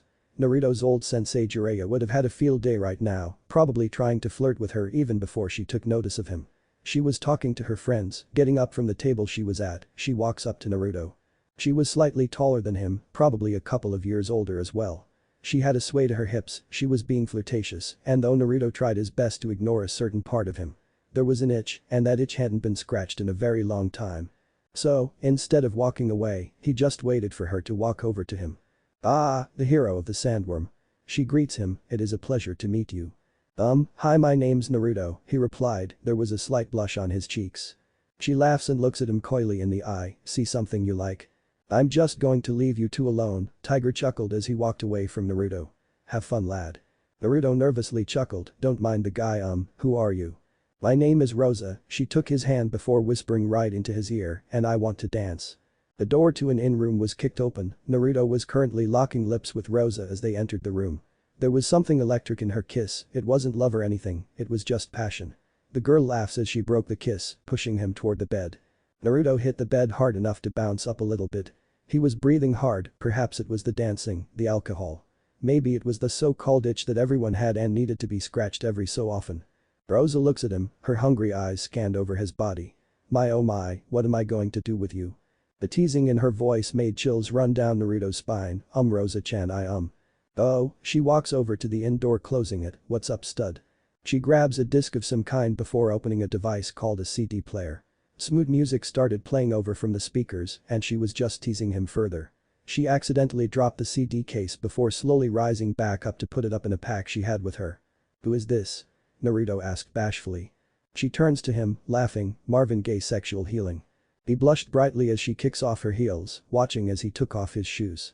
The blonde watches the redhead giggle before turning fully to face him. "So, you were saying something," she said to him while looking into his eyes with a predatory look. "What was up, stud?" "Nothing really, Dadabeo, I just well," Naruto blushed as he spoke, "I just met you and she sashayed over to him. "Look here mister, it's not something I do often. I just like you, besides." The blonde's spine tingled more when she kissed his neck, "Wouldn't it be fun?" "Definitely Dadabeo," Naruto moaned out before blushing brighter. Well. Are you a virgin?" she asked him before giving him another tender kiss on his neck. Naruto shook his head, "I just haven't done it a minute." "Well don't worry sugar," Rosa continued to drive him crazy when she gave him a love bite. She slowly lowered her kissing, "If you scratch my back I'll scratch yours." Naruto woke up the next morning as the sun breached the window. Rosa was laying next to him, the only thing covering them was a blanket. Their clothes had been discarded across the room, there was a layer of dry sweat on Naruto as he leans up into the small light rays. Breathing hard, Naruto checked himself over. There were a few love bites from her. She turned out to be a faunus when her claws had clawed him. They had used protection. Getting up from the bed, putting on some clothes, Naruto walks into the bathroom and begins to wipe away some of the dried sweat. He grips the edge of the sink before looking into it. He had some lipstick on his face, which he begins to wipe up. Leaving the bathroom, Naruto retrieves his shirt just as Rosa wakes up. She looked at him, smiling, she still had a glow of red around her face. It wasn't a wonder that they hadn't been called out for a noise complaint. Mostly because while Naruto wasn't knowledgeable, he had the stamina to go the distance. Plus, he was a very attentive lover. "Hey there stud," she chuckled while looking at him. "Some party last night, right?" "Why yeah," Naruto nervously replied. "Are you okay? I hope I didn't hurt you." "The FFT, she blew raspberries, I'm perfectly fine." She looks at her effects, "Can you hand me some of my stuff?" "That's sure," Naruto reaches down and throws her garments to her. "So, how was I?" "Very passionate, plus the cute little way you shout that one word data deteno what is it?" Rosa inquired as she tried to remember the word. "Dadabeo," Naruto nervously answered her. "It's a verbal tick of mine." "I can tell, I think I counted an entire sentence of you shouting that." She spoke from under the blanket as she started putting clothes on. The redhead gets up from the bed, fooling with her hair to fix it up a little. Putting it back into its ponytail from before last night's activities. She walks over to Naruto, giving him a very passionate kiss. The blonde slowly rubs her face, doing the same. Naruto sighs however after they broke the kiss, "We're not are we?" "Sorry stud," she apologized with a small giggle. "But I'm the type of gal that just wants fun." Naruto sighs as she gave him one more kiss, "But I slipped my scroll number in the nightstand if you want another round with me." She gets to the door, "See you around Naruto, hopefully soon." She walks out of the room, closing the door behind her. When she did however Naruto just sat back on the bed, holding his face. Had he wanted the sex? Yes. Did it make him feel any better? Also yes maybe. However, now he just felt like he had been used and thrown away. It wasn't Rosa's fault, she made it perfectly clear that this was a fling. That moment of being with someone made Naruto happier than he had been in months. It was, however, very fleeting. She didn't even invite him to breakfast, which meant that although they had a night together, she probably just wanted her fun. Growling, Naruto punched the bed before getting up. He needed to check out by 11 and it was already 10:50. Slowly, he exits the room, putting on his shoes in the hallway. There, Naruto was met with the eyes of neighbors. They all had heavy blushes on their faces, this was a love hotel after all.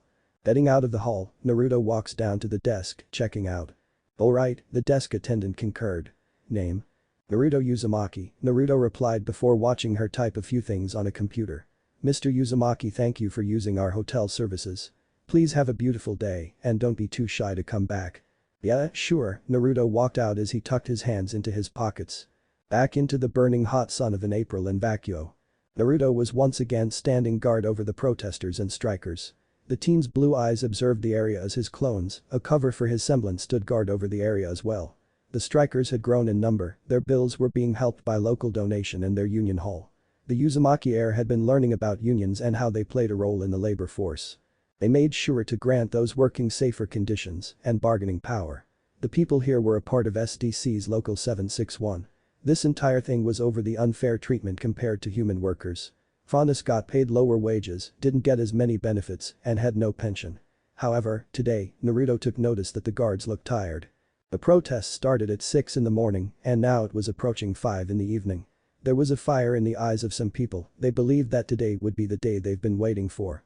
His sherwani flutters in a gust of wind. Naruto sees the strike leader standing in front of his workforce. No more of this workspace oppression. We Frontists do not ask for better pay and pensions, we demanded. Why is that our human coworkers get these things and we do not? Tell yourselves, people, is it better to allow yourselves to be treated like slaves, working to the day you die, or get what is rightfully yours for making the Schnee Dust Company its fortunes? The strike leader screamed as he held his fist up in the air. Hey ho, corporate greed has got to go. The strike leader turns around to face the building they had been kicked out from when the strike started. The leader holds his fist up high, as well as the other Frontists. They stand in solidarity against this greed and dishonest practice. The guards tensed up. Naruto could tell some were itchy with their clubs. One glance from him, however, and they backed off quickly. Do you hear us, Naiko Yuki? Do you hear us, Jacques Schnee? The strike leader proclaimed to the top of his lung. No more, no more. The crowd falls silent as Naiko walks out of the building, a smirk on his face. Walking right behind him was a man dressed in armor. He had a large axe-like weapon on his back. Naiko Yuki, the operator of Schnee Dust Processing Plant in Vacuo, had a dastardly smile. The man with axe-like weapon stared up at Naruto. The blonde looked confused before the man turned his attention to the strike leader. Mr. Naiko has hired me as a guard to his property, the man explained his presence. I am to ask you all to disperse and allow the human workers to come in. We most certainly will not. The strike leader yelled as he looked at the massive man. Who the hell are you, some mercenary? I'm a huntsman, the man answered as he readied his weapon. I have authority from the Vacuoan government to kick you off the premises. Bullshit. The strike leader steps forward only to have a punch thrown at him. The strike leader's eyes widened as Naruto suddenly appears in front of him. The huntsman's punch was caught in the much smaller hand of the teen. The two locked eyes as Naruto watches him bring his weapon back. Without thinking, Naruto kicked the strike leader back in time to turn on his heel.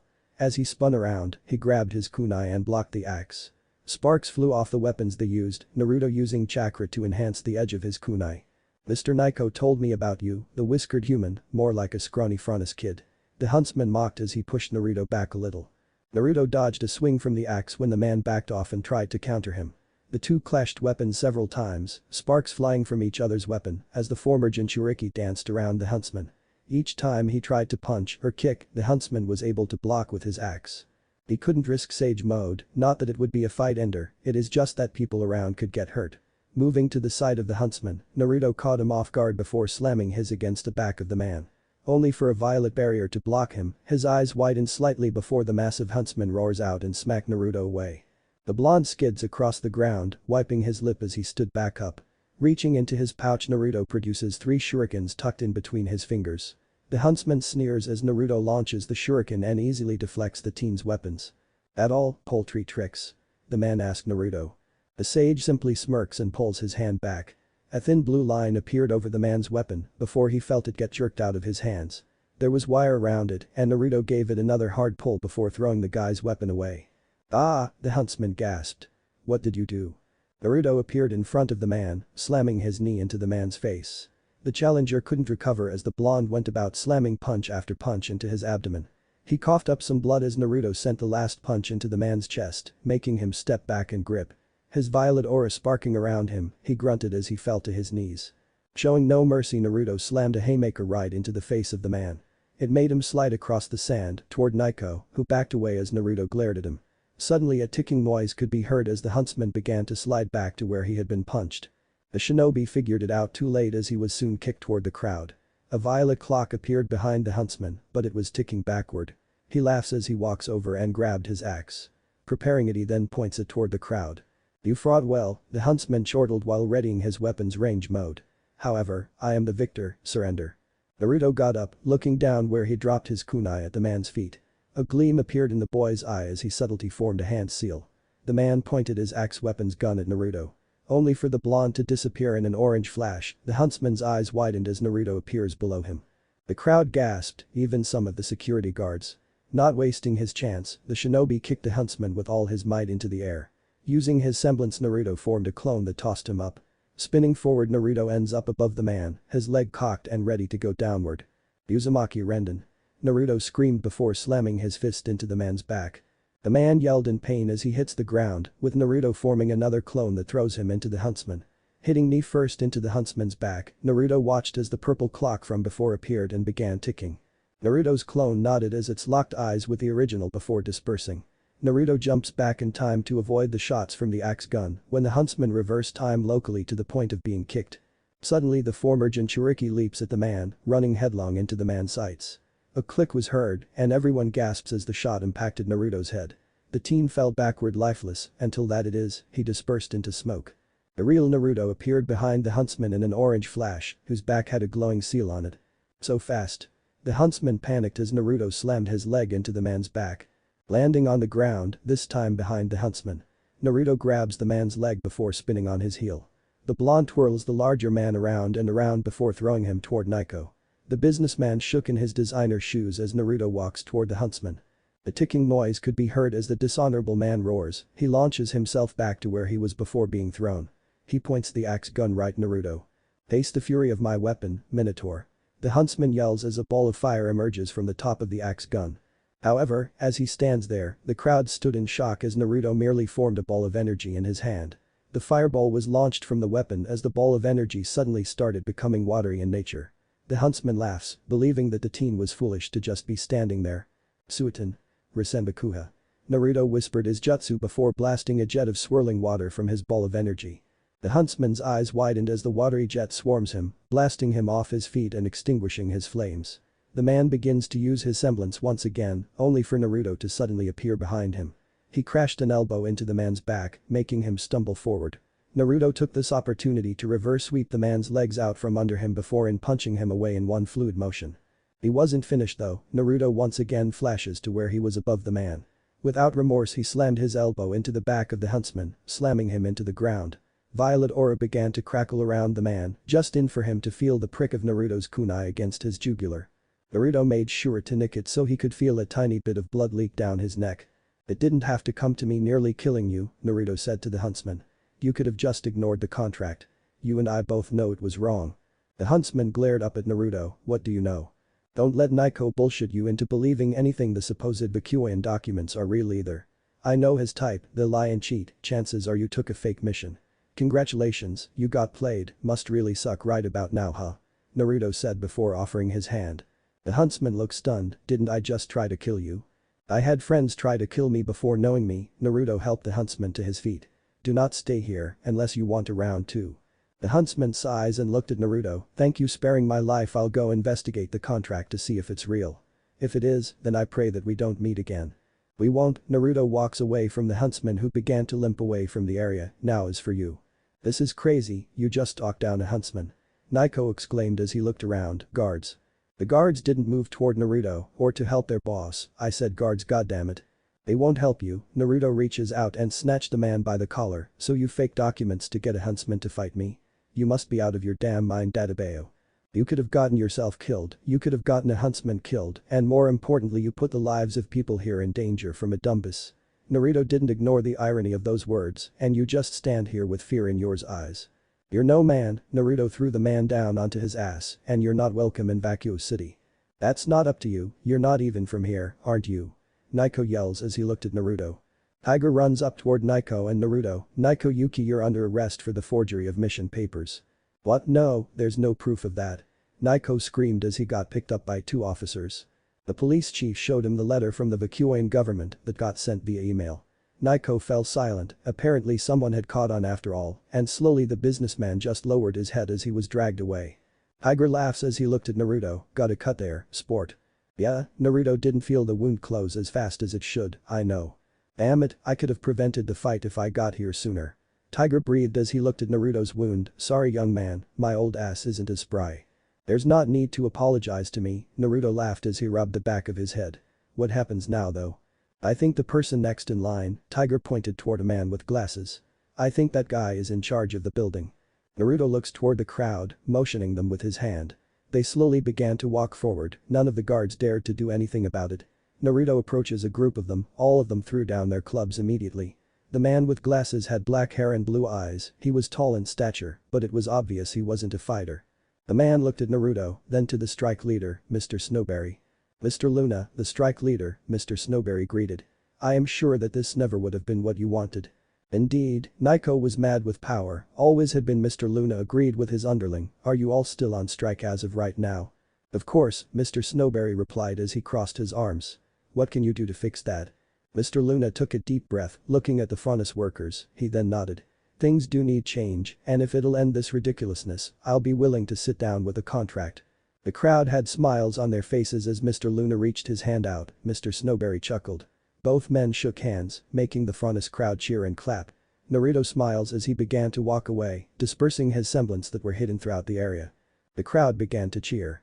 In the large estate, a woman with long feline ears with earrings in them was preparing her day. She was expecting news from her spies in Vacuo regarding the incident with the Schnee Dust Company's processing plant there. She had very dark skin and wore jewelry on her fingers fit for a noblewoman. She hears a knock at her door, looking at her personal guard to open the door. The personal guard, another woman, nodded. She reaches over and opens the door. A person with a crocodile's tail entered. He looks at the woman, kneeling, he placed his fist on the ground in front of her. He lowered his head, the white armor he had on jingled a little bit. Lady Khan, the crocodile furnace greeted her with submission. I have reports from our spy network in Vacuo. Lady Khan, the woman who was finishing up her outfit by putting on a necklace, turns to face her fellow furnace. She motioned for him to rise, he did so immediately, giving a bow afterward. Report Ishmael, Khan ordered as she crossed her arms. What of the situation in Vacuo City? The situation has changed drastically, the crocodile furnace, Ishmael, hands her photographs. There is a whiskered furnace boy believing himself to be human helping our people there. He took on a huntsman recently sent by the SDC to break the strike. The huntsman himself is not a target. Tiger, our man on the inside, said he had been tricked into trying to take out the whiskered blonde. We've been asked by our lead in Vacuo, Cabana, to stand down on any retaliation. Ishmael revealed as he kept his head down in a bow. Khan gives a chuckle as she looked at the photographs. Is this the blonde furnace? It is Milady, Ishmael answered her immediately. Sources say that his name is Naruto Uzumaki. Interesting, Khan hummed as she looked through the photographs. Ah, well now, do you know his next move? No, we don't, Lady Khan, Ishmael told Khan as he raised his head. Sources say that he is looking into becoming a huntsman. How good are these sources? Khan asks Ishmael before walking with him out into the main hall. It comes directly from Tiger himself, the crocodile furnace replied. We should make a move to invite him here. The leader of the White Fang looked at her underling. Are you giving me suggestions? And no ma'am, Ishmael corrected himself immediately. Forgive me for talking out of turn. No, Khan shook her head, it was a perfect suggestion. She walks through the main part of the estate with her personal guard following her. Ishmael follows closely behind, they exit out onto the busy streets of Kuakuana, the capital city of Menagerie. There the tiger furnace herself is greeted with looks of adoration from her people. She was the high leader of the White Fang. A position in Menagerie held only one rank lower than the chieftain. Her personal guard watches the crowd, noting that gave her looks of ire. In truth, some people didn't agree with her being the high leader of the White Fang. She did have a short fuse sometimes, and often it would land many other furnace into trouble if it was directed the wrong way. Lady Sienna. A woman yells out. Sienna Khan turns toward the woman's voice, finding it belonging to a dear furnace. The furnace woman was breathing hard as she looked at her leader, kneeling when she could stabilize herself. Sienna noted that this woman seemed desperate to reach her. Scarlet, Sienna looked at her fellow furnace. What is wrong, did something happen in Vale? Lake Belladonna has abandoned the White Fang. Adam Taurus is in an uproar since helped a train get away from us stealing the dust inside of it. Sienna's eyes widened at her subordinate's report, growls, that spoiled little brat. My lady, her personal bodyguard looked at her. Methinks we should inform Master Gira and Mistress Kali on their daughter's actions. I agree with Babylonia, Sienna agreed as they began walking toward where she knew Gira would be. I know he won't let me give the silence order against his own daughter, but this will not go unanswered. Naruto was bidding farewell to Vacuo City. Most of the people that had been on strike went back to work, others stayed at newer places of employment. Carrying a large pack on his back full of various scrolls he had made during his time in Vacuo, Naruto had everything he had ever bought in those scrolls. He decided to turn down becoming a huntsman, instead, the life of a mercenary seemed more fitting. Checking over his equipment, he turns toward those that had been letting him stay in their homes. He gave them a two-finger salute, smiling as he did. They smiled back and waving him as he walked toward the gates. So, Tiger came walking up next to Naruto. Where do the winds take you next? Northeast, Naruto answered Tiger as he looked at the sun. Hopefully I am not needed to come back, otherwise I may make that one guy with glasses crap his pants. Tiger laughs as he slaps Naruto's back, agreed, please be safe, young one. Naruto nodded as he started walking toward the desert. Rosa wasn't bothering herself to be there, they weren't a thing anyway, she wanted her fun, and he needed a release. He'd be lying if he said this hadn't been stressful, but now it was nothing but him and hundreds of miles of sand between him and the Vacuo Vale border. Naruto had a headscarf on that helped block the sun. The desert sands whipped over him, he was walking briskly along the desert, conserving energy in case of a fight. The blonde took a moment to check the sun, making sure he was going directly northeast. The hot sands of a near May summer. This desert felt exactly like the Great Wind Desert in Suna. Slowly the winds died down, allowing Naruto to see ahead, watching as vultures circled him. They were probably waiting for him to make a mistake, perhaps get killed by Grim somehow. Removing his headscarf, Naruto found an oasis. Giving a deep sigh, Naruto checks his canteen, finding it nearly empty. Walking toward the small oasis, Naruto sits down and fills his canteen with water. As he does, he fails to notice something moving in the mud near him, slowly it rises. The beast itself was probably about 20 feet long. Black skin with bone-wide armor, in the shape of a crocodile with hands and legs. Naruto heard the growl, turning too late as the beast lunged at him. It knocks them both into the shallow water, mud, and clay got kicked up out of the oasis's bottom. The roaring of a beast was followed closely with the roar of a teen. Naruto emerged out of the water after tossing the massive Grim off him. The teen's eyes were golden as it and 3 others slowly moved toward him. Getting into a fighting stance, Naruto moved first and appeared next to the one that had attacked him. Taka pumping into his fist, Naruto throws it and knocks the beast's head clean off. Turning on his heel, using the pressure from the power of Sage Mode, Naruto blasts the others back with a palm thrust. He roars out as rushes another one, grabbing it by its tail, and then using it as a bat to knock the other 2 out of the oasis. After he was finished using it as a club, Naruto throws it up into the air before forming a one-handed Rasengan, Naruto his fist back.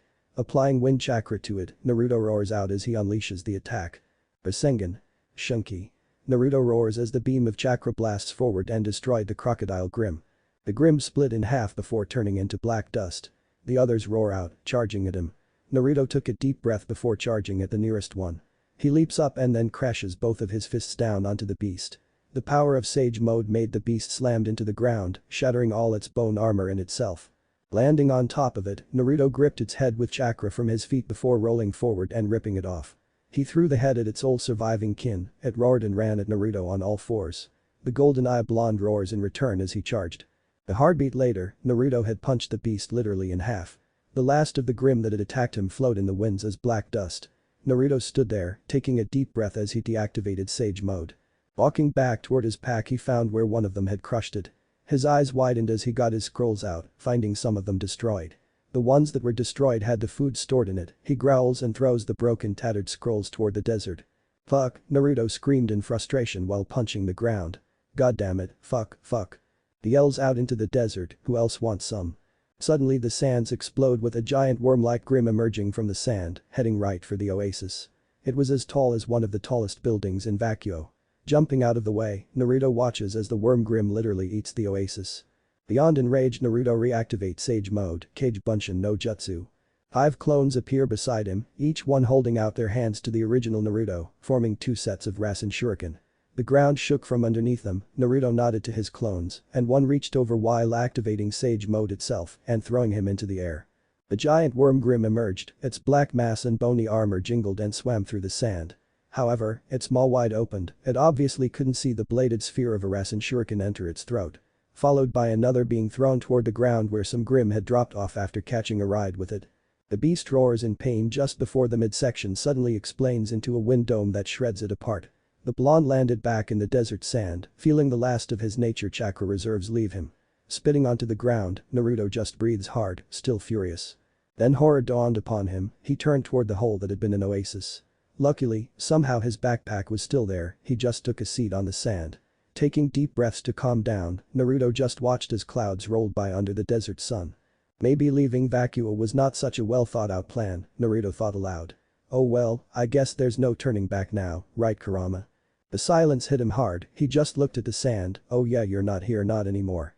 The lone tear left his eye as Naruto Uzumaki huddled himself together on the sand. He'd just wait for nightfall. Better to travel under the cover of darkness anyway, less chance of running into bandits. The teen just took one last deep breath before it finally started to hit him. There was no one else out there but him, he was truly all alone now. Naruto found himself roaming the great desert. Walking over a sand dune, the blonde hero just stopped and sat down. He watches as clouds roll over mountains in the far-off distance, his pack was beaten up and he himself had a few sunburns. Desert fauna flew above him, birds of prey, seeking his meat if she should keel over and not get back up. This empty void of dust and endless night left time to reflect. Perhaps he was reckless and this was his punishment. Stopping as he saw a small patch of savanna grass, Naruto licks his dried lips. They were chaffed and he was slowly becoming dehydrated. Water release seemed like the easiest way out. Just create your own water, but that's not exactly how it works. You could, technically, create your own water. However, overall, you'll be finding that you're wasting massive amounts of chakra to transform the energy into water. Then, to top it off, since you were already starving and dehydrated, you lowered your chakra pool and won't be recovering it as fast. It's an example of balance. One must maintain a healthy body to keep chakra recovery and strength. If one was under an ailment, their entirety was weakened. But, that one patch of grass meant that Naruto was coming to an end of his long desert journey. Sleepless nights because of Grim, the entire week of traveling, alone. He almost broke down one night. Kurama wasn't there, no one was. He thought he knew what it meant to be alone, but in truth, he was never truly all alone. Resuming his walk forward, Naruto found that winds had grown faster and faster. Taking the map out of his pack, Naruto looked at it. The nearest town was Shihara. It was a border town, right at the foot of the splitting mountains. Shihara was his mission, get there and rest up, push forward later into the wilderness. Taking a nutrient-rich candy bar of sorts, Naruto bit into it. He had packed plenty of food with him. The food that got destroyed by the giant sandworm Grim was just some of it that he kept in specific scrolls. Eating the bar quickly, Naruto began his walk at a faster pace. Closing his eyes, he felt that nature chakra was slowly increasing around him. That meant good things, and the best thing of all, water. Naruto took off at a full sprint, throwing caution to the wind as he followed the nature chakra. He wasn't using chakra to speed up, he was using his stamina to keep up in pace with himself. That's when he found what he came for, coming to the stop at a tree. He was giddy, he was hardly able to contain himself as he started clawing at the sand with his hands. Until he hit mud. Bingo! Naruto screamed aloud. The tree's natural water well, which was full, was muddy. However, with no choice, Naruto quickly dipped his head in and took slurps of the lukewarm water. Ignoring the bugs that fell into it, he just moaned in glee at the water washing into his system. Finishing the gluttonous bout of hydration, Naruto pulled himself up from the hole he dug. Breathing hard, rolling to his side, Naruto just gave a laugh.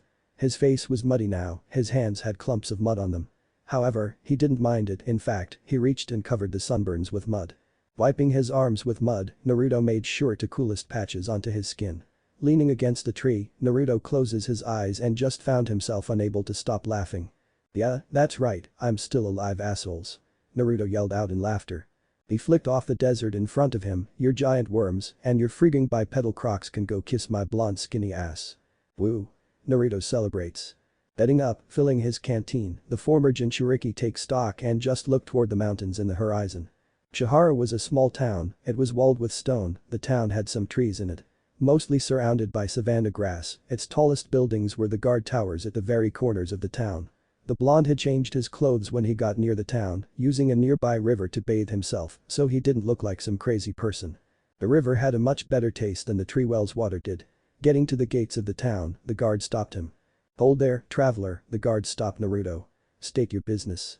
Just passing through, looking for a warm bed and a hot shower, the desert was brutal. By the way guys, do you know what day it is? Naruto inquires, seeing if he kept an accurate track of his days. It is May 4th, the guard answered and looked at his partner with a nod. You may enter, please do not cause any disturbances. Heading into the gates, Naruto saw that the structures were made of concrete. The town had a very rustic look, aged with scuff marks across the buildings. He found what he was looking for quickly and in.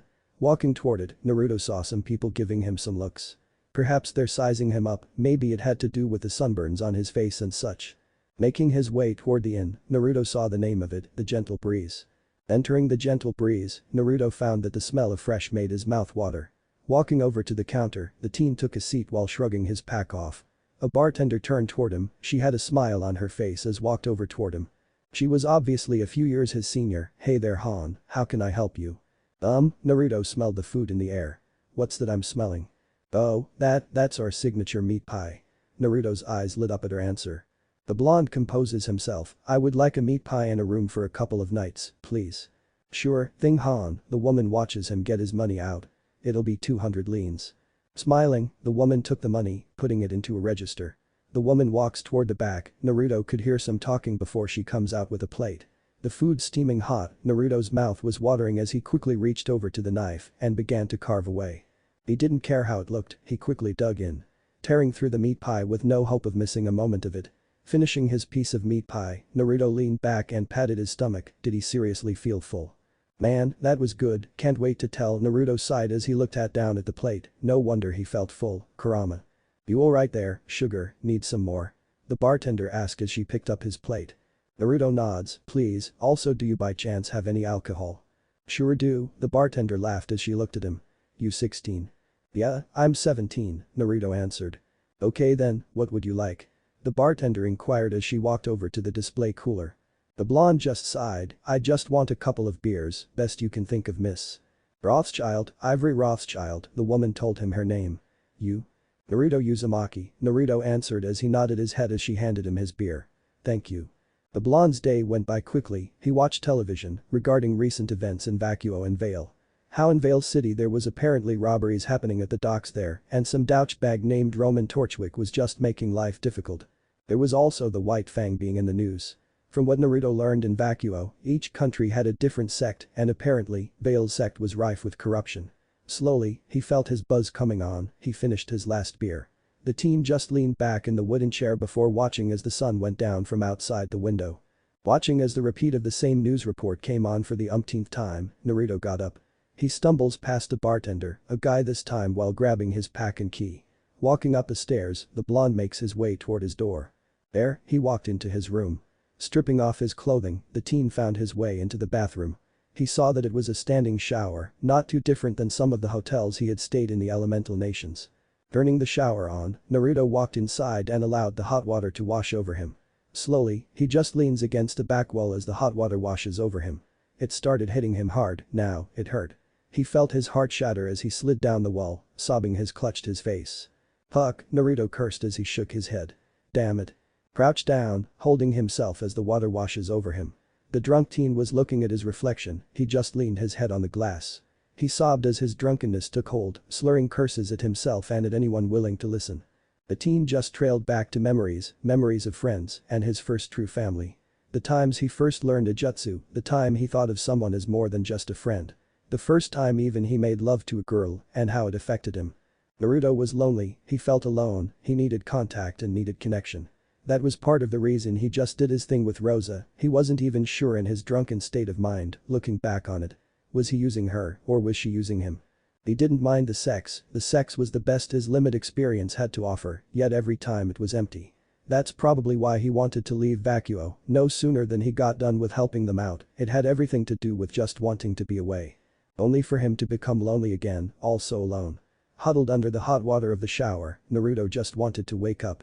He wanted to wake up for the last 6 months, he just wanted to see Kurama's smug face. He'd even settle on the black void again. Closing his eyes, he just silently rocked himself back and forth in the shower. He didn't feel like he was Naruto anymore, just a toy, all he was just a toy. He was a plaything, he hated that feeling, he squeezed his hands until it bled. Shutting his eyes together even tighter, Naruto just focused on nothing and soon felt nothing. Floating around a void, Naruto watches memories fall into place around him. All his friends, were they waiting for him or had they moved on? Did Hinata go to have a happy life? Sasuke and Sakura, did they have a child or two? Did Sasuke stay this time? Was Konohamaru being groomed to be the Nanadame Hokage? The teen twists, turning to the invisible punches that came with happy memories. This had to be a nightmare, he just wanted to wake up, he didn't want to be asleep anymore. Even if he woke up as Zetsu, he just wanted to wake up. This eternal dream was nothing but an eternal nightmare. Breathing hard, he screamed as he fell into a deeper part of the void. Watching as his dreams started to fade, he was coming apart, he was literally coming apart at the seams. No needle to piece him back together again. Humpty Dumpty had fallen off the wall one too many times and can never be put back together again. Naruto-san, Naruto's eyes widened at the voice. Are you okay? Naruto's eyes widened as tears refracted the light from himself as they traveled up. Hagoromo floats right in front of him, facing him, eye to eye. The blonde just looked at the old sage before sighing. The sigh reverberated across the dark void. The answer's the sage of 6 paths, no. I don't know if you're just an illusion, Naruto gripped his head as he grimaced. I'm losing my mind, I have trouble sleeping sometimes I just want to know if they're okay, I can't. Naruto-san, Hagoromo placed his hand on Naruto's head. If you remember the vision you had when you were in a coma, that was real. So, Naruto looked away as he scrunches his face up. All I am is just some toy to someone because I took out someone close to him or something. Naruto's felt emotions running through him, why me huh? What did I ever do? I'm not a toy, I'm a person. I'm not a toy, I have friends and family. He whimpers as he looked upon the void around him. You don't know what they want, do you? I don't know, Hagoromo answered Naruto as he continued to float with the boy. Now that I'm away from the light god, I can speak freely however. Naruto's eyes widened. So, you hid something? For your safety, Hagoromo reassured the teen. I do not trust them, I have no love for them, they are not kin to me. The blonde took a deep breath. So, if he can't hear us, he lied. Yes, the sage revealed as he floated with Naruto. The truth is that they are gods, but they aren't omnipotent, omnipresent, or omniscient. The blonde's eyes blinked. Omni what? Ah, Hagoromo sighed as he rubbed his nose. I've forgotten that you aren't much on big words. All-powerful, everywhere and nowhere, and all-knowing. That's what omni and its root words mean. From what I gathered, they are what they say they are to an extent. Naruto felt his body turn, landing on solid ground. The Sage of Six Paths lands in front of him, clapping his hands as the world shifted around him. They ended up in a void of blue. Naruto looked at the void, noting wide orbs floating toward a golden light. Welcome to the pure world, the Sage of Six Paths revealed to Naruto. My domain. So, Naruto noted that no one else was near them. By your domain you mean, you are a god as well? Correct, Hagoromo stopped him while he replied. I am the god of the cycle. The cycle? Naruto questioned the older sage. Hagoromo laughs as he sat on the ground, the cycle of life and death. Those who pass must walk into the light and be judged for their misdeeds and goodness. It's like good and bad karma? Naruto asks. Correct, Hagoromo chuckled, and I don't even have to put into layman terms. Naruto suddenly remembered, crap, I was in the shower, what if someone thinks I passed out? Don't worry, here, I effectively can speed up and slow down time well in your subconscious anyway. Hagoromo watches as a soul floats past him. Naruto recognized the soul, isn't that Inoki? It would seem the Sandaime Tsuchikage passed away, his soul is weighed heavy by the burdens of life he carried with him. I fear, the Sage of Six Paths lowered his head, that those regrets will poison his reincarnation. So, wait a minute, time out. Everything and everyone have the same cycle as Indra and Ashura had. Naruto was freaking out as he asked, that's terrifyingly awesome. Not exactly, most people die and get reincarnated as different people. Their souls are the same, they just wipe the slate clean. Souls like yours and Sasuke however have bond, that bond has transcended many incarnations. A brotherhood, oath, rivalry, brothers in arms, enemies, brothers, sisters, sisterhood and even lovers in one instance. Naruto blushed a little bit as Hagoromo explained it to him. Hagoromo giggles a little bit, and that was the most awkward time involving my children's reincarnation cycle. Naruto's eyes widened a little bit, he retched slightly, but wouldn't that be incest? Not so much, you see, though the chakra would be passed along a distant relative, they aren't much cousins as one would be to a best friend at that point, Hagoromo explained to Naruto, putting him at ease. No kidding, Naruto nervously laughed while rubbing the back of his head. The blonde watches as yellow souls floated in the sky, so, I'm guessing those are people getting reborn. No, Hagoromo shook his head, new souls. Naruto saw these lights float up and across a dark blue sky, people being born for the first time. Yes, Hagoromo confirmed as Naruto took a seat on the ground. Yet, with these talks, your thoughts linger to Sasuke. Naruto nods, do they think I'm dead? Hagoromo remains silent for a bit, sighing he finally answers Naruto's question, yes. Hagoromo air Senin Jiji, Naruto watches the many spirits cascade away into the skies. You were saying something about the others earlier, about the light god. Ah yes, Hagoromo turned to Naruto, I suspect that he has you here for a reason. I don't know when he will come to you with a mission, but I will ask that you be wary. He hides many things, I can sense that much. Naruto lowered his head, why can't you just send me back? I don't have that power, Hagoromo lamented as he lowered his head. A small sigh escaped Naruto's lips as he looked up, I don't know what to do. Hagoromo looked at Naruto, placing his hand on his shoulder. Do as you must but do only what is needed. Naruto nods as he sits down, so, what happened with Sasuke and Sakura? They're in a relationship, Sasuke was pardoned and is on the road to becoming the Naruto Hokage, Hagoromo answered Naruto, watching the blonde wince slightly. Naruto took a deep breath before smiling, I'm glad, really, I am. Kakashi Haddock visits your grave often, suddenly the landscape shifts to show Kakashi at Naruto's grave. It was at the top of the Hokage monument, Naruto's favorite spot in the village beside Ichiraku. He saw Kakashi sitting by his grave. Chuckling somewhat despite his saddened look as he read that little orange book of his. Something, even now, annoyed Naruto to no end.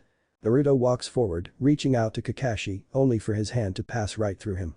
Naruto frowned, watching as an insect took flight, only to watch it repeat its actions. This wasn't a real-time image, just something Hagoromo was showing him. Hagoromo watches as Naruto took another deep breath, he then smiled as the blonde started to take control. Slowly, but surely, it came to where Sasuke was studying the massive number of books. Sakura was standing behind him, cooking him something to eat in an apartment that looked all too familiar. Hey, the blonde realized something, they took my apartment. They felt that it would be a shame if they didn't use it, Hagoromo told Naruto as he walked around the room. He chuckled slightly as he saw the clean room, they're mourning you still.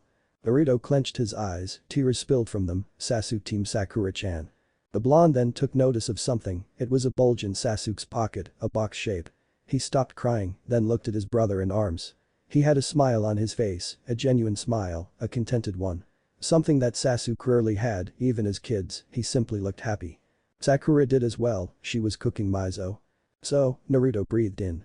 What advice can you give me? Our time draws to a close, Naruto-san, Hagoromo watched as the void began to collapse. This realm is open to you when you sleep or meditate, as for my advice live. The void glows bright blinding Naruto. Naruto woke up in the shower, the water was still hot and steamy. The team got up, watching as the steam rolls of his skin. His scar pained him a little bit as he thought of Sasuke, but slowly he brought himself up to his feet. Checking himself, Naruto just found that everything was normal and took a deep breath. Holy crap, Naruto gasped a little as he clenched his head. That was weird. Finishing with his shower, Naruto simply got out and dried off. He looked at his face, some stubble had been allowed to grow. Taking a deep breath, Naruto just rubbed the stubble, he'd clean it up later if he felt like it. Walking into his room, the hero of the shinobi world took to putting on his undergarments and a pair of string shorts after unsealing them from a scroll. The blonde slowly made his way over toward a remote control, turning on the small TV in the room. Flipping through the channels, he settled on a channel displaying something called sci-fi. Watching as a horribly mutated monster chased people in a train of sorts, somewhere deep underground. Biohazard 2. Naruto mouthed out as he read the words, sounds interesting and it has a marathon. Still feeling slightly buzzed, Naruto just sat down on the floor, leaning on the bed for support and comfort as he began to watch the movie. A person screamed at another named Leon, well, the person screaming was a girl named Claire. Leon, catch. Claire shouted as she handed the man a magazine for his pistol. The man caught it. Claire, we need to get this train disconnected. I'm working on it, just kill the bastard so we can get out of here with Sherry. Claire yelled at Leon as they start working on their ends to beat the mutant. Naruto hums a little as he watches it go down, neat. Naruto was doing crunches as the series went into the 5th movie. His muscles ached as he counted out his 500th crunch, he had started them since the 4th movie. He was bored out of his mind, nothing to do. He hadn't had anything left to think about either. Nothing he could do would change the situation at large, he was stuck. So, finishing his set, he stops as sweat rolled down his body. Getting up from the floor, Naruto just climbs up into the bed. Laying his head on the twin bed, the pillow was very soft and offered him something better than couches or the in-beds at Vacuo City. Rolling to his side, Naruto just stares at the wall. Taking a deep breath as he lulls himself to sleep. Waking early in the morning, the blonde decided to go for a walk. He walks through the dusty roads of Shihara, looking at the desert trees that the city apparently got its name for. The Shihara tree, a tree that blooms in winter and dies in spring, the opposite of most trees. Its flowers were on display in various shops, these desert flowers were rare and acted as Vacuo's Ulstermeria. A flower that symbolized both patience and honor, a custom at the Kyoin weddings. Walking over to a stand that was selling them, about 30 lines per flower, Naruto saw the little white flowers blowing in the breeze. The man maintaining the stand looked at Naruto, hey there youngster, are you looking for a flower for a significant other? No, Naruto answered. I'm just looking. The man sighed. The Shihara tree flower is truly a beauty. Shihara is one of the few places that grow them regularly, they often get shipped via bullheads toward Vale, but they lose such luster. The man then laughed, sorry, where are my manners, I'm Verdi. I'm Naruto, Naruto greeted the man. It's nice meeting you Verdi. Likewise, young man, Verdi then sighed. You wouldn't happen to be on your way into Vale, would you? Yeah, Naruto rubbed the back of his head. That was going to be my next destination. There's a giant grim by the name of Poseidon that rests its head in the mountains. I would stick along the coastlines, you may lose a few days in your journey, but you'll be able to get there in one piece. Verdi told Naruto as the team crossed his arms. Naruto took a deep breath, is there a reward for this Poseidon thing? Are you a mercenary? Verdi inquired. The blonde nods as he looked into the man's bright green eyes, yes, what does this Poseidon grim look like? It has the shape of a man, but it is large. Its skin is hardened by bone, it has one single eye at the top of its head. The beast has a trident made of bone, perhaps, it is intelligent enough to make it from the bones of another grim. Many that have survived a beast say that it can channel lightning through the trident, but yet I fear any mercenary before and huntsman sent have perished. Verdi sighed as he looked at his flowers. The beast has killed so many would-be heroes. One of which was my brother, Verdi admitted as he rubbed the back of his head. Idiot was always looking for a good fight. Naruto sighs, I'm sorry, I didn't mean to open old wounds. It's quite alright, Verdi waved Naruto off. It's been few years anyhow. So, Naruto looked around. What could I do to prove that I killed Poseidon? The beast's lair is in the very center of the mountains, on an old trade road. If you kill it, Verdi took a deep breath. If I managed to kill it, you could take a caravan along the mountain pass. The old trade road leads directly to Vale City. Naruto nods and then smiled, guess I can't back out if it is to where I need to go, especially if it saves me time. Don't be foolish, kid, many of better women and men have tried, what makes you so sure you'd come out on top? Verdi questioned Naruto. Naruto smirks, I have my ways, just you wait and see. The border mountains were a vast stretch of mountains that stretched along the mid-part of Sanus. A natural divide used to mark the border of Vacuo and Vale. The weather quickly changed from the hot and dry climate of a desert to that of a boreal forest. Each step along the mountains took you up and up until you started to feel the chills of cold rain. Naruto was walking with a parka on as snow fell around him. He was slightly intrigued by how weather could change so fast, but that had to wait. Chihara was a day's trip and he'd surely have to go back there to gather some supplies before going to Vale City. The people said that this Poseidon Grim resided in this very mountain trail. That it was bigger than 3 hours standing on top of each other. Humming over a small hill, Naruto saw why it could hide so easily. In the center of this flat mountaintop was a large lake. There were caves all around the lake, the water was dirty, and from what Naruto could feel it was being tainted by something under the water. Pulling the hood of his parka off his head, Naruto already knew he was being watched. The several small Grimm he killed on the way up here seemed to be the guards. They were demonic wolf-looking creatures called Beowulfs, and from Naruto understood, Vale was abundant with them. He checked over his gear, he bought a few throwing knives from a blacksmith, putting the seal paper around them with his version of the Horatian no jutsu formula. Getting the knife out, Naruto felt of his weapon, spinning it in his hand before getting ready. The seal paper was held tight by chakra, his formula seal glowing briefly as he applied chakra to it. Unlike his father's formula, or even the Nidaime Hokage's, Naruto's seal was in the style of the Uzumaki clan symbol. He didn't really need to come up with custom formula, but he thought he'd give it a flair of his own identity. Readying himself, Naruto watched things became still. The water even stopped moving, save for the wind blowing across it. The birds stopped, the little forest critters were nowhere in sight. All of these pointed toward a tension gathering in the air. It felt like war drums beating right before a charge. Thunder rolled across the area as giant flashes of lightning filled the sky above. Naruto took a single step forward before all the tension broke loose. The water of the lake rippled before a massive column exploded upward. A boulder covered in dark moss was hurled toward the blonde who merely formed a Rasengan to counter it.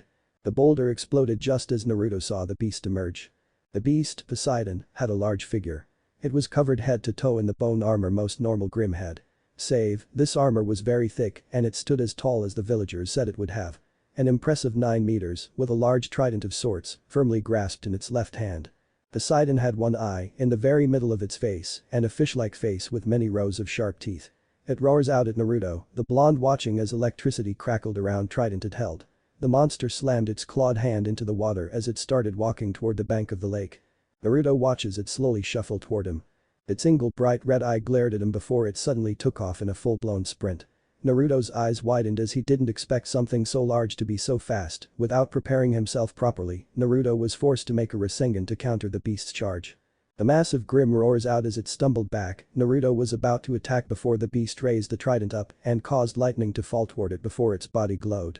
Naruto's reflexes kicked in as he activated Sage Mode and he dodged the stream of lightning that came from the beast's mouth as he channeled the natural lightning through its body. Skidding across the ground to the side of the beast, Naruto jumps toward the small lake. Landing on the water, he turns around and forms a Rasen Shuriken. Roaring out at the beast, he throws the bladed ball of wind and chakra. Its screech filled the air as it flew toward its target. Only for something to throw very dense boulder and force the attack to detonate a few meters short of the target. Naruto looked for the source only to find a similar looking beast to Poseidon reaching for another boulder. Obviously, these Grimm were much more intelligent than he realized. The Beowulfs that attacked me also worked in packs. Naruto backflips out of the way as he observed another Grimm emerge from a cave. The blonde dashes to the side, sliding across the water on occasion to avoid other boulders. He ran full sprint toward the boulder-throwing Grimm, Cyclops, and leaped upward. Naruto was about too near them when Poseidon intercepted him. Naruto grunted as he blocked a swipe from the trident. Energy crackles around the mighty weapon, but it dissipated when it hit Naruto. Smirking, the blonde used the trident as footing before launching himself backward. He lands on the water with a slid, looking up as a very large boulder heads right for him. Using a chakra-enhanced punch, Naruto shattered the next boulder heading for him. Leaping backward, the blonde twists around as he formed two Rasen Shuriken. Sliding across the water as he landed on it, Naruto launches the balls of energy. Naruto watches as he made the Rasen Shuriken split upon the halfway point, going into different directions. The smaller Grim couldn't react in time as the balls hit them, exploding and creating wind domes that churned the clouds that were just barely above the battlefield. The lightning struck the trident again, and the beast aimed right at Naruto. It fired off a massive stream of lightning from its mouth. Naruto jumped away from the lake as the stream impacted it, electrifying the waters. With some effort, Naruto managed to land on a nearby ledge, near one of the cave entrances. He suddenly felt a presence behind him. Tossing the throwing knife up, Naruto merely smirked as he teleported to the knife using Hiraishin no Jutsu before coming back down with Ldama Rasengan. He slams the upgraded Rasengan into the back of the Cyclops Grim before blasting it toward the Poseidon as it entered the electrified waters with its trident raised up. Naruto's eyes widened as the electricity in the water suddenly started to gather at the trident. The creature roars out before hurling at Naruto like a spear. His eyes widened, he immediately formed a Rasengan covered in wind chakra in time to deflect the trident before leaping off his ledge. The trident's charge attracted a massive thunderbolt soon afterward, destroying the ledge he had been on. Angling himself, Naruto grips a nearby rock face with his feet using chakra. The massive beast roars out as it started running along the shallower parts of the lake towards him. Electricity crackles around its body as it got closer. Naruto heard ticking noises as the electricity reached a fever pitch. Then on the fifth tick, the beast launched itself out of the water, just as a massive bolt of lightning launched itself from the heavens. It struck the beast, supercharging it as it began to pulse lightning off its body. Naruto jumped away as the beast left the water, all the electricity following it as it did. Landing on the water, the shinobi slid across the lake using wind chakra as a propellant. He turns and watches as Poseidon roars out in frustration. The blonde smirks, "What's the matter, big guy? You can kill dozens of people at once, but you can't even beat me." Reaching into his pouch, Naruto got out several throwing knives, readying them. The titan of a Grim jumps back down into the water, causing a massive wave charged with electricity. The teen hurls the throwing knives as hard as he could, his sage mode running out in the process. A serious look made it across his face as the knives breached the wave, just as it was about to hit him. The beast roared out, it was sure in its victory until Naruto warped to one of the knives. He uses a wind release technique to blast the others ahead of him. The beast's eyes widened as Naruto used Cage Bunshin. 3 other Narutos formed beside the original, a cascade of light filled the area as each clone began teleporting to a pair of throwing knives. "Alright," Naruto screamed as teleported out of his throwing knife near the beast. "Eat this, you big bastard." The clones and original shouted in unison, "BMF Karenden." The first clone impacted the beast's abdomen area with Ldama Rasengan improved by wind chakra, angling it upward. The beast roars out in pain as it starts going into the air. Naruto smirked as he saw cracks form in its armor. His second clone landed on the water as one of the throwing knives impacted the small lake below them. That same clone weaved hand seals, Suiton. Mizu Tatsumaki. A massive vortex of water rose up, engulfing the blades and the rest of the clones as lightning impacted the watery tornado. Naruto and 2 other clones inside watches as Poseidon screams out, his clones nodded as they formed Rasen Shuriken. Naruto grabs them by their legs before throwing him hard at the beast. Naruto smirked as the clones impacted Poseidon, shattering its armor. It forced the monster to drop its trident, which got caught in the winds of the twister. The twister began to slowly compress itself. Naruto used the wind and his baggy clothing to float away as the beast tried to call forth more lightning. However, with the wind chakra cancelling out any lightning, Naruto smirked as the beast merely struggled. The beast's arms began to get ripped off by the high shearing force of the wind around them. Weaving hand seals, all of them based on jutsu he had seen in the past, he saw his chance at breaking the armor around the neck. He rushed the mighty beast, flying toward him by using wind chakra at his feet and the updraft from his other jutsu. Roaring out as he cocked his fist back, a swirl of wind forming around it, Naruto launches a mighty blow against the neck of the beast which broke the armor around it. Flying backward in order to avoid getting bitten and torn apart, Naruto clapped his hands.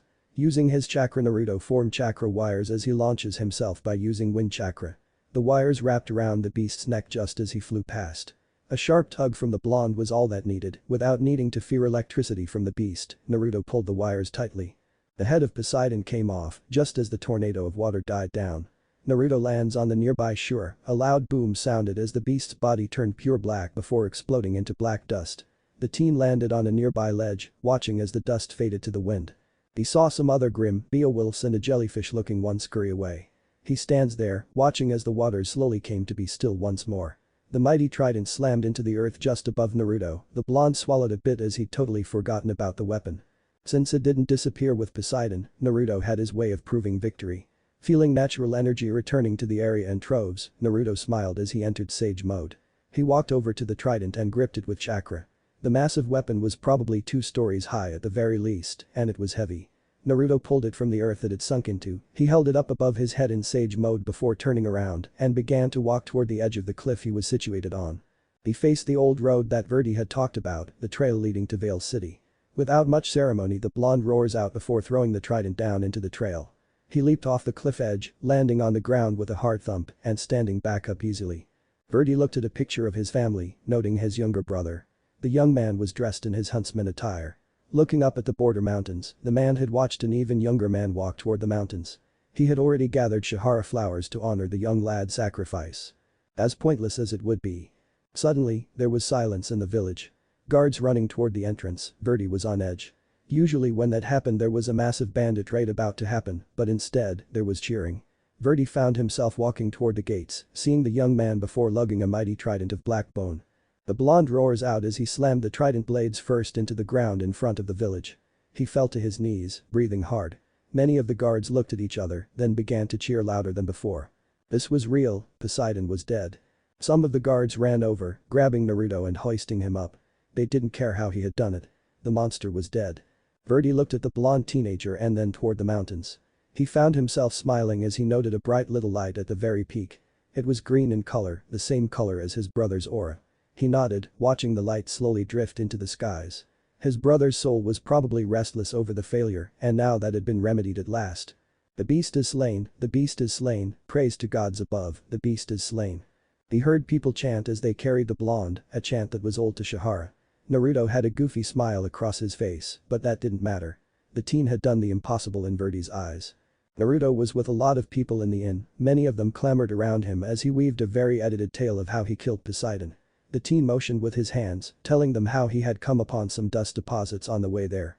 Which was true, there was a lot of dust in the mountains. He had made a bomb out of burned dust and wind dust, managing to shove it down the beast's throat when it tried to eat him. The other Grim, Cyclops Grim, tried to swarm him, but he managed to use his semblance to fight on even ground. The blonde demonstrated his semblance by entering Sage mode. Telling them how it improved all his combat abilities and that it was a semblance based down to him. Dancing to music, the inn had cleared some tables out to make a dance floor as the entire village celebrated. People outside were throwing a festival as well, with a trident moved into the center of the village as a trophy. Naruto was wearing some new clothing he got for this night's occasion. Free of charge, of course, he indulged a little bit as the red silk robe he wore fluttered in the wind as he danced with some of the people. He showed no interest to any of them, instead, he just danced with people while drinking. That's the one thing that caught Verdi's eye, Naruto was a heavy drinker.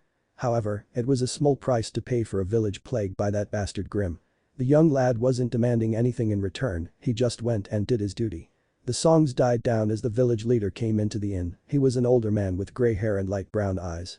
He shuffled toward Naruto, hunching over with his hands behind his back, the slayer of Poseidon. Naruto stopped dancing, looking at the older man, yes. I just want to say thank you, on behalf of all Shahara and Greater Vacuo. The trade road will allow us to prosper once again, the old man took Naruto's hand, shaking it. Please, indulge in our town's delights. Drink, eat, and celebrate your victory. Naruto chuckles a little bit, thanks Dadabeo. Do not thank me, you could ask for payment, but you haven't so we do this out of free will. The people have been needing this good news for a very long time, it was about time someone delivered our greatest news. The great Grim Poseidon is dead. The old man yelled joyously. Naruto smiled as he began to converse with the old man. Waking up the next morning Naruto felt groggy.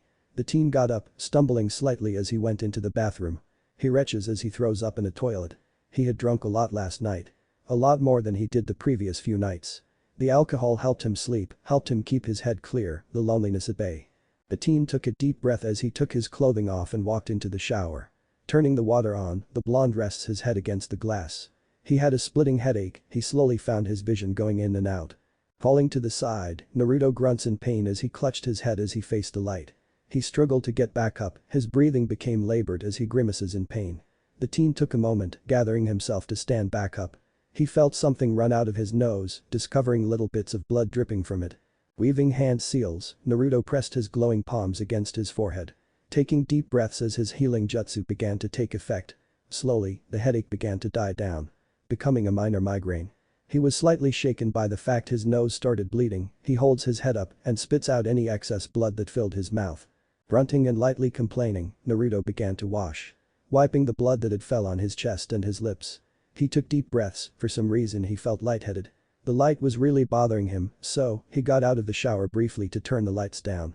Turning toward the mirror however he found that his eyes weren't blue, they were bright red. Black with black sclera, he watched as the mirror image smirked before leaping out at him. Naruto shot up as he clutched his face, oh man, what the hell. Looking over to his side he saw that his clothes were discarded. The blonde heard his shower turn off, the rustling clothing filled his ears before a young woman ended up stepping out was a dark-haired beauty walk out. She looked at him, noting the look of confusion on her fashion. She just giggled, walking out of his room. Her light blue eyes held a sense of playfulness about them. His eyes widened slightly before he saw that a trash can walk pulled up to his bed. Looking inside of it he sighed in relief, there would be no little Narutos running around after a night of debauchery. At least, not this time. The nightmare had woken him right up, he didn't know why it felt so real. His head slightly hurts, a minor migraine inside, his sinuses felt really swollen up as well. Could he be getting sick? Getting up, getting his clothes on. The blonde just tried to recall last night's events. There was a lot of drinking and partying. The young woman that just walked out of his room had been someone else that wasn't from Shihara. In fact, she said that she was from Vale. Clutching his head, he finished getting dressed and packed up his stuff. Stripping the bed sheets off the bed, putting them in a nearby hamper. It was a kindness to do so, after all, there might have been some type of mess on the sheets. Weaving hand seals he put the glowing palm on his head to help clear up the hangover. Taking a step outside of the room, Naruto yawns as he walked down the steps toward the inn's bar. He saw various bartenders and workers putting tables back into the room from the outside. Verdi was sitting there, hey there Sonny. Hey, Verdi, Naruto greeted the man as he took a seat. Someone had a wild party, Verdi commented as he looked Naruto over. You got a hickey on your neck. Oh, Naruto rubbed the spot that Verdi was pointing at. Thanks, I guess. You know that girl that walked down the stairs wasn't half bad looking, Verdi laughed a little. So, tell me something kid, how does it feel being a celebrity? Meh, Naruto groaned a little as he laid his head down. Minus the hangover probably feels good. Since you were there, I didn't promise that girl anything didn't I? Naruto asked as he rubbed the back of his head. You? No, her. A lot of things, all of them I'd like to keep in private. She was all over you, like bees to flowers. Verdi laughed as he got a glass of water brought over to him, sliding it to Naruto. The blonde nods and takes it. He began to chug it down, ice and all. He breathed a sigh of relief as the water quenched his thirst. Last night must have been very active since he had scratch marks across his back and was very exhausted. Well, glad to see you're alive. I have a gift for you actually, Verdi reached over by him and handing Naruto a bundle Shihara flowers. They're not real Shihara flowers, plastic ones. However, since you'll be leaving out it'll be something to remember us by. Thanks, Verdi, Naruto thanked the man as he took the flowers. So, when does the caravan leave to test the trail? They leave in a few hours, Verdi answered Naruto as he got up. Well, I'll leave you to recover from a hangover. Verdi, Naruto called out to the man. You alright? I'm fine kiddo, you brought me some peace, you're going down in the history books. I just wish that this town would remember my brother's sacrifice, Verdi sighs as he looked at Naruto, however, I think you helped me and him move on from it, all my brother can now rest in peace, since you killed that big bastard. Naruto nods, I understand the feeling, trust me I do. I do trust you, Verdi yawned. Well back to the store with me. Getting up from the chair, Naruto walked out of the inn and into the street Shihara while carrying his pack. The teen looked at the clear blue skies above him, sighing. The blonde then turned to see the girl that had been in his room earlier leaning against the inn. About time you woke up lover boy, the girl giggled as she winks at him. You probably have a lot of questions. Some, Naruto admitted as he leaned against the doorway. Who are you? I'm just a traveler, I'm heading to Vacuo City.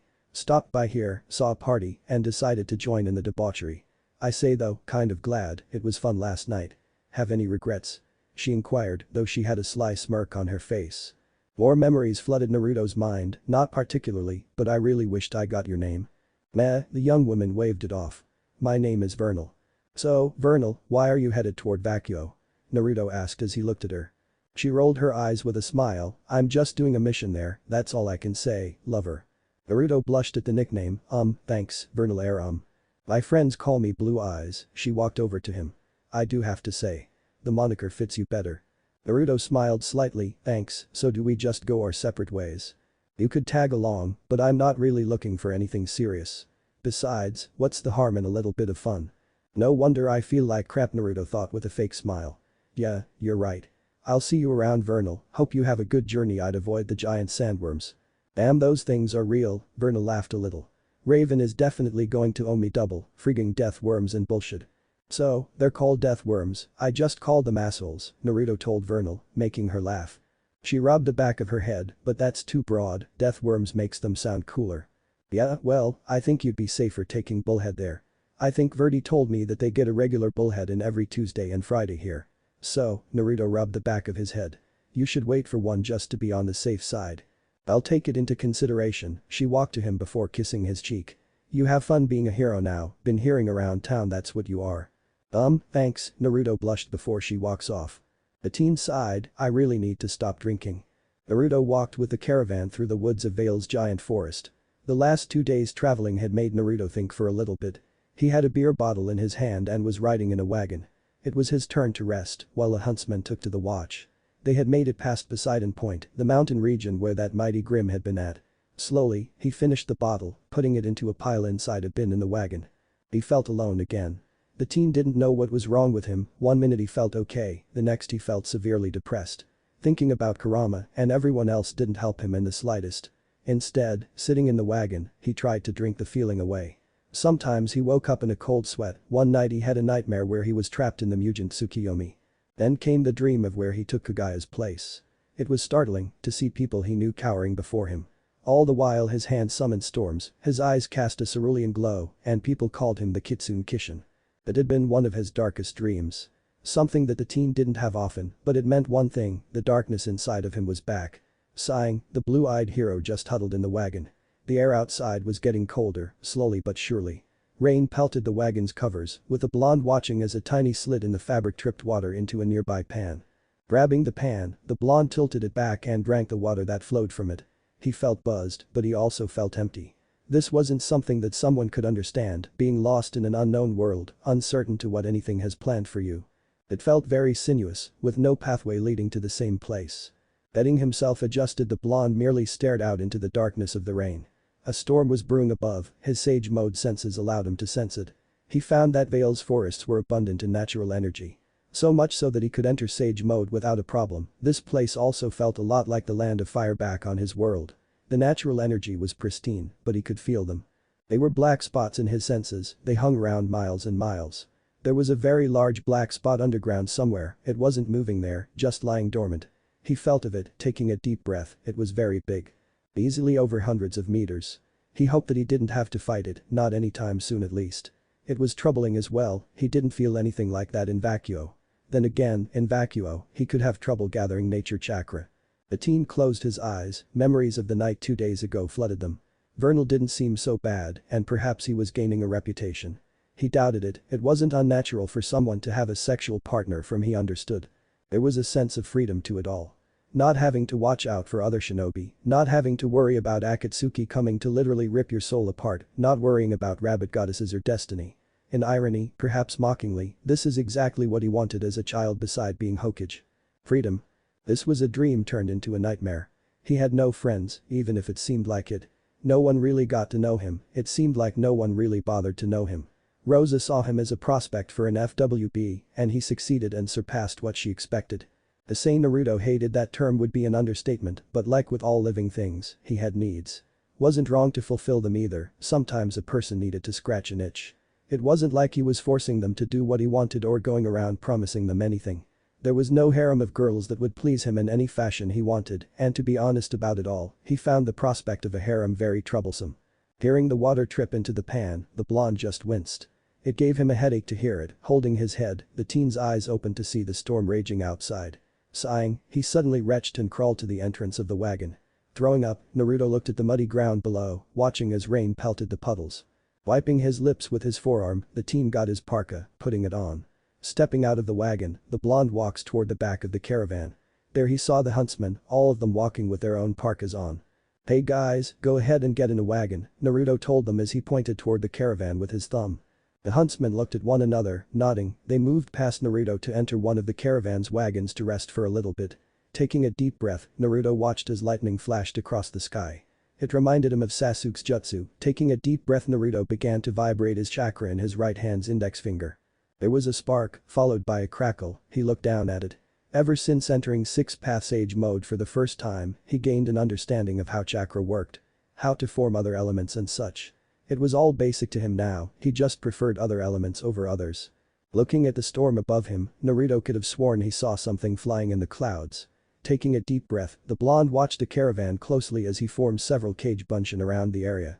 Some of them formed a couple more clones that went about clearing the way forward, others just simply kept to scouting. Stopping for a moment, Naruto feels the rain slowly come to a stop. The clouds broke away, revealing the broken move above. He could feel something watching him, someone watching him. Taking a deep breath, he closed his eyes before going back on his walk with the caravan. Vale City was on the horizon. Naruto stood on top of the hill. He had separated from the caravan that went toward a small town near the big city. The blonde looked ahead, taking a moment to do some tai chi in order to calm his nerves. He had tried to go a couple of nights without drinking, but found his right hand was trembling again. When he stumbled on a step, the teen just growled. Repeating the motions over and over, going through the works. He just growls, all the while, he looked over at his pack. Giving up on doing tai chi after his hand kept throwing him off, Naruto walked over to the pack and unfurled a scroll. He unsealed a bottle of alcohol he had gotten back in Vacuo City. Sitting on the ground, Naruto tilted the bottle back and began to chug its contents down. Almost immediately the liquor's effects began to take away the trembling. Why he didn't know, and it wasn't something he was going to question. Ever since he left the hospital in Vacuo and began to casually drink, his trembling would come and go. Slamming the bottle back, finishing off the contents, Naruto just stood there. It seemed like a haze, the trembling in his hand stopped as his eyes dulled over slightly. He quickly took the stock off the stuff he had in his pack before picking it up. Struggling to walk forward, Naruto elected to just stumble along the path. Swaying back and forth, his cheeks flustered from the alcohol. The teen simply kept his hazy vision focused on the road ahead. Feeling something come over him. The blonde began to slow his stumble before suddenly falling forward. The blonde's eyes were dulled completely over, no visible sign of a pupil as he laid there. He just stared at the road and felt completely empty of willpower. But Naruto looked at the road ahead. What am I even doing here? It'll never be the same, live for what? I can never be Hokage, I can never go back, I'm just. Naruto had tears spill out of his eyes as the feeling just increased dramatically, and nobody again. Do this Naruto, help us Naruto, I'm so tired, Naruto thought out as he laid there, drunk. Screw this the world, Naruto mumbled as his right hand trembled. Slowly, but surely, his eyes turned. His sclera turned black, his blue eyes turned crimson. He felt something flood within him, it felt like darkness. What was this feeling? Naruto curled himself into a ball, he just laid there, looking out into the forest. He could hear moaning, the moaning got louder and louder. Until, slowly, several figures shuffled out of the woods toward the road. The figures were grim, humanoid-looking grim, skeletal in appearance. They spotted the blonde before slowly advancing on him. Naruto just laid there, feeling the emotion wash over him. It felt hollow, it felt like anything he ever did was useless. It made him empty, it made him sob as he thought of everyone back on his world. Worst of all, he felt angry. Naruto could hear the moaning of the creatures as they approach. He growled as his eyes began to glow brightly, he began to grip the ground as slowly, but surely, he dragged himself up. This feeling washed over him, it consumed him as he grabbed onto the bottle and then turned on his heel. The bottle sailed forth from his hand, slamming into the nearest skeletal figure. The blonde's round pupil betrayed the abnormality of his eyes now. With redder eyes shining through the dark sclera like a blood moon in a night sky. Naruto found himself gripping his face, the feeling wasn't anything like Kurama. It felt like himself, but it wasn't himself. The blonde watched as the nearest figure reached out toward him. Naruto then suddenly lashes out. His punch smashed through the creature's face, knocking its head off as it sent the body flying toward a tree. Just before impact, like all Grim, that body dispersed into black dust. The Grim stopped, watching as dark blue chakra poured from Naruto. He raised his head up, exposing a corrupted sage mode. His eyes were golden like normal, they were clouded over by the haze of darkness and the sclera. The creatures backed up as Naruto shuffled toward them with his arms dangling. The blonde's expression was one of pure rage and hatred as he snapped forward. The creatures couldn't react as Naruto grabbed the nearest one before ripping its head off. He turns around and then smashed a kick into the next one. The kick was strong enough to send a shockwave that knocked the others back while destroying the one impacted. Naruto turned around before using a Sage Mode enhanced Rasengan to tear through a couple of the creatures. Landing in the middle of them, he felt the rage take over him. Grabbing the nearest one by the arms, the blonde twirled it above him before smacking it into the others like a bat. He proceeded to smash the bastard into the ground several times, throwing it into the air. Just in time for Naruto to throw a regular wind chakra Rasengan up, blasting it to pieces. The boom was loud, very powerful as well. The shockwave made the creatures stumble back. Naruto laughed as he held his face. He looked manic as his golden eyes scanned over the creatures around him. He saw the first one move toward him, it caused him to scream out. "Fight me, kill me, do something." Naruto screamed with all his heart as he rushed the Grim. He took to punching it, enhancing the punch with wind chakra. The fist of Naruto cleaved right through the Grim, but he didn't stop as he kept running around the area. Slicing with his hands, destroying Grim left and right. The teen roared out in rage as he grabbed the face off before ripping its jaw off. Forming a small Rasengan, he shoved it down into the beast's mouth before kicking it toward a small group. The beast swelled up before exploding. The angrier he became, Naruto realized, the more powerful he felt. He glared right at the last few of Grim, he then looked at his hands through his Sage Mode enhanced eyes. He saw where his chakra was pouring off him and into the beasts in front of him. He shook in rage as he glared at them, the beasts attempted to scream out. Intent to drain anything he left in him willpower-wise. The blonde merely took the scream before roaring out his own. He watched as his chakra came slamming back into him, turning his eyes back to normal before he advanced forward toward them. "Neat trick," Naruto slurred as he filled with drunken rage. "Here's mine." He picked up a stone off the ground before marking it with his Hiraishin seal. He threw the stone, standing there until it was in the middle of the group. A sudden orange flash in the center of them and Naruto appeared in between them all. He spun on his heel, slashing with wind chakra in his hand. The beasts all were bisected by the raw power of the attack. Naruto watches as black dust forms around him. The blonde grabbed the stone before crushing it. The alcohol quickly burned through his system, he glared at the woods before taking a deep breath. He felt like something was watching him, but they didn't dare make another move against him. Falling to his knees, he suddenly began to retch as he threw up on the ground. His Sage Mode ended right there as he held his stomach, throwing up the contents of anything he ate prior. He shook as he felt his right hand start to tremble again, he shrugged it off as he forced himself to stand up. "Fucking great," Naruto grumbled as he looked right at the forest. "If your plan was to make me come down from being drunk, congratulations, you won." He flicked the forest off before stumbling forward, holding his pack strap for comfort on his right hand. He didn't even bother noticing that it was bleeding heavily from where he grabbed the inner jaw of the Grim and tore it off. Blood dripped onto the ground, leaving a small trail.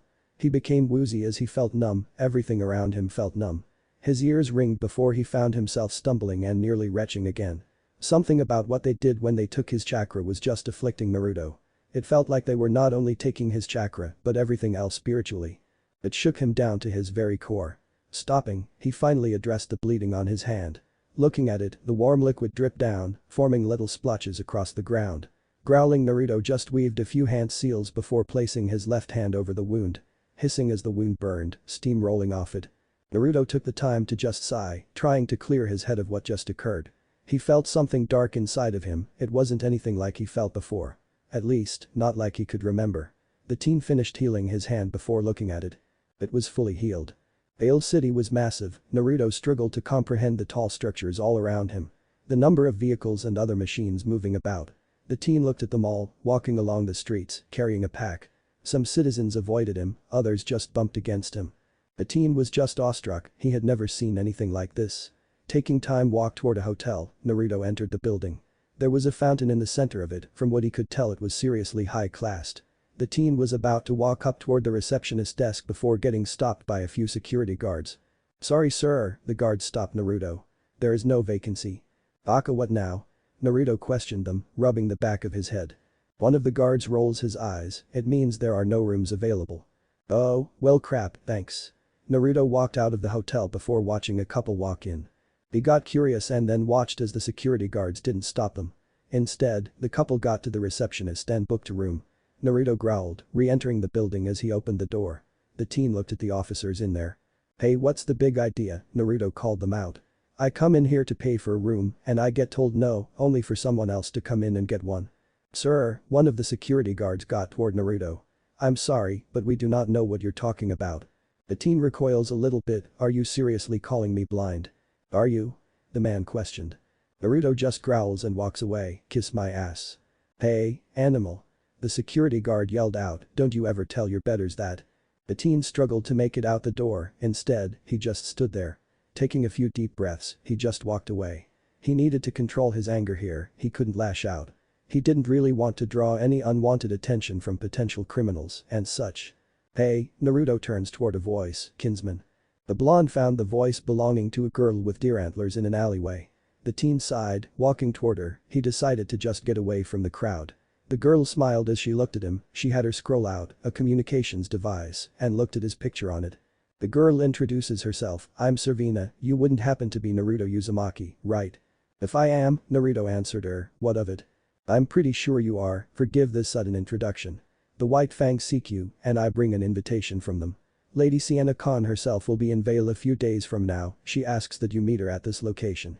Servina handed Naruto a piece of paper as she spoke to him, it is very rare Lady Khan leaves the homeland, consider it a high honor. Naruto looked at the paper, what's there to lose? The blonde took a deep breath, watching as Servina made her way into the shadows. He was still able to easily sense her, despite the fact she had gone invisible. That was possibly her semblance or some technology, Naruto couldn't really tell which in this world sometimes. Taking a step out of the alleyway, Naruto felt something was amiss about the entire situation. How the White Fang knew of him was obvious, it was because of Vacuo City. How they found him, on the other hand, was the entirely different story, perhaps they were seeking his strength. He wasn't going to hide the fact that he was human, no need to lie to an organization that could seize power if they really wanted to. Then again, if it was his power they were after, would that make them no better than the Akatsuki of his world? Pondering these things, Naruto simply walked away, into the crowds of the city. Watching as police took down a junkie who tried fleeing from them. The blonde took a deep breath, walking about the area until he came toward a bar. His right hand started to tremble. The blonde was in the bar, laughing up a storm as he slammed a shot back. A man there, Junior, was happily suffering the teen alcohol as the blonde got into a competition. It was with a man with a similar drinking habit, someone named Crow. The two slammed their shot glasses back. Leaving the bartender and owner of the club to watch the teen tap the table. Crow also tapped the table, the red-eyed man was pickled beyond belief, so was Naruto. They didn't know how they got social, they just said a word to each other and ordered the same alcohol. That's when it all just fell into place. Naruto slammed the shot down as soon as it got to him. He hiccups, giggling all the way as he felt a warmth inside of him. Crow does the same, looking at the blonde while laughing. You're damn mercenary. Little fucking young aren't you? Crow laughed his question out as he slammed another shot back. But damn it, you hold your liquor. I have another funny story to tell, anyway there was this grim in the border mountains. The locals called it Poseidon, everyone thought I was dead meat when I went confront, Naruto blabbered as he leaned back. Imagine the look on their face when I came back with a damn trophy off the damn thing. Crow whistles, damn kid, I heard about that big bastard. If what you're saying is true, then why the hell aren't you huntsman? Never thought about becoming one, Naruto admitted as he leaned against the table. Too much money and taking out Grim at my own leisure. The man laughs, man, it was a luxury back in the day. Nowadays I babysit brats at a school, but it's not all bad. Crow got out his scroll, showing Naruto a picture of two girls on it. The one with silver eyes was making bunny ears behind the girl with blonde hair and lilac eyes. They looked rather cute, enough to make Naruto blush a little bit, but nothing he was interested in. But there be my pride and joys, especially the little red-cloaked girl. Oh man, how time flies, 1 minute me and their father are teaching them to fight and the next, bam. Beacon Academy there they are, and I tell you what man, I tell you what never been so proud in my life, Crow mumbled out drunkenly, got a family kid. Naruto thought about it and then sighed, no I will. Ah fuck, Crow sighed as he patted the teen's shoulder. Sorry man, I didn't mean to kill the good times. Junior, hey Junior, know the round. Junior walked over, I'm cutting you both off after this round boys. Oh man, Crow complained. Oh well, even the most flooded of lakes dry up sometimes. Here here, Naruto cheered as they both took a shot together. Oh man, this feels great, takes the bad times right out of me. The blonde woke up the next morning with a screaming headache. His eyes stung when they hit the bright light. Slowly, he raised up, looking up at the bed. He noted that nothing seemed moved around, he remembered last night.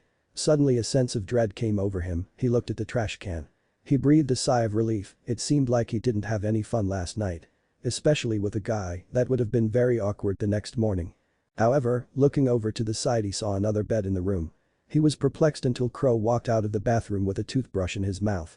He had his shirt off, exposing his scars. The blonde looked at the man, who just laughed. Morning sunshine, Crow tossed Naruto some sort of medicine. It helps with hangovers, better to dry swallow as well. Naruto popped a couple of the pills, slamming his head back as he swallowed. They tasted bitter. He got out bed, discovering that he was shirtless. He had a few scratch marks on his chest and shoulders.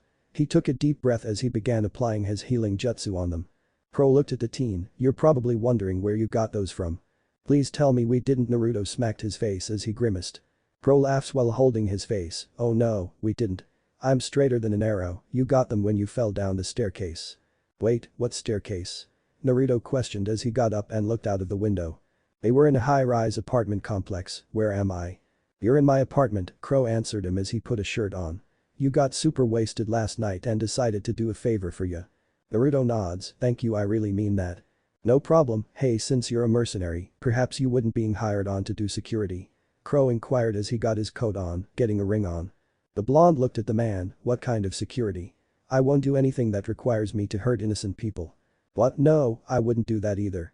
I'm asking if you want to get a job, you know, something steady so that way you're not just going around everywhere. Crow pointed out as he looked at the teen. Naruto blinks. How much did I tell you last night? A shit ton, Crow honestly answered. I just want to throw that out there. I mean, take it from me, with Vital coming up there's always people hiring for security. Oh, isn't that the big festival thing? Naruto inquired as he rubbed his temple. Well, duh, whatever festival thing would it be? Crow chortled as he threw his toothbrush into the bathroom. Crap, it landed in the toilet. He walked into the bathroom to retrieve the toothbrush and promptly throw it away. No way in hell was he going to use a toothbrush after it landed in the throne. He walked back out toward Naruto, was getting a shirt out of his pack. Not noticing him pulling it out of half-unfurled scroll. So, Naruto put his shirt on. What makes me trustworthy? Your real self is always shown when you're drunk, Crow pointed out as he started getting ready. Take it as an offer. Naruto thought about it and took a deep breath as he thought about the white fang. I'll have to think about it. Fair enough, kid, Crow opened his apartment door. Now come on, I need to get work and I am not keen on trusting strangers in my apartment. Yet, Naruto points out as he walked out of the apartment, you'll get blackout drunk with one. I didn't black out, but you sure as hell did. It was kind of funny actually, you kept moaning a name. Crow then chuckles really loud, it really likes a good dream. Naruto just scoffs a little. Oh, was it Vernal or Rosa? No, Crow giggled as he locked his door. Some broad named Hinata. Naruto stood there in the hallway, watching as Crow walked past him. Almost immediately it slammed into him again, that feeling of loneliness. He just lowered his head and took a deep breath. The blonde teen walked with Crow until both had to go their separate ways.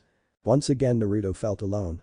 What if Sharingan Naruto sent to rwby? And thanks for watching my video till the end. If you enjoy this content, then do consider subscribing to my channel and leave a like if you guys need the next part, comment down, and thanks for watching the video and see you guys in the next video.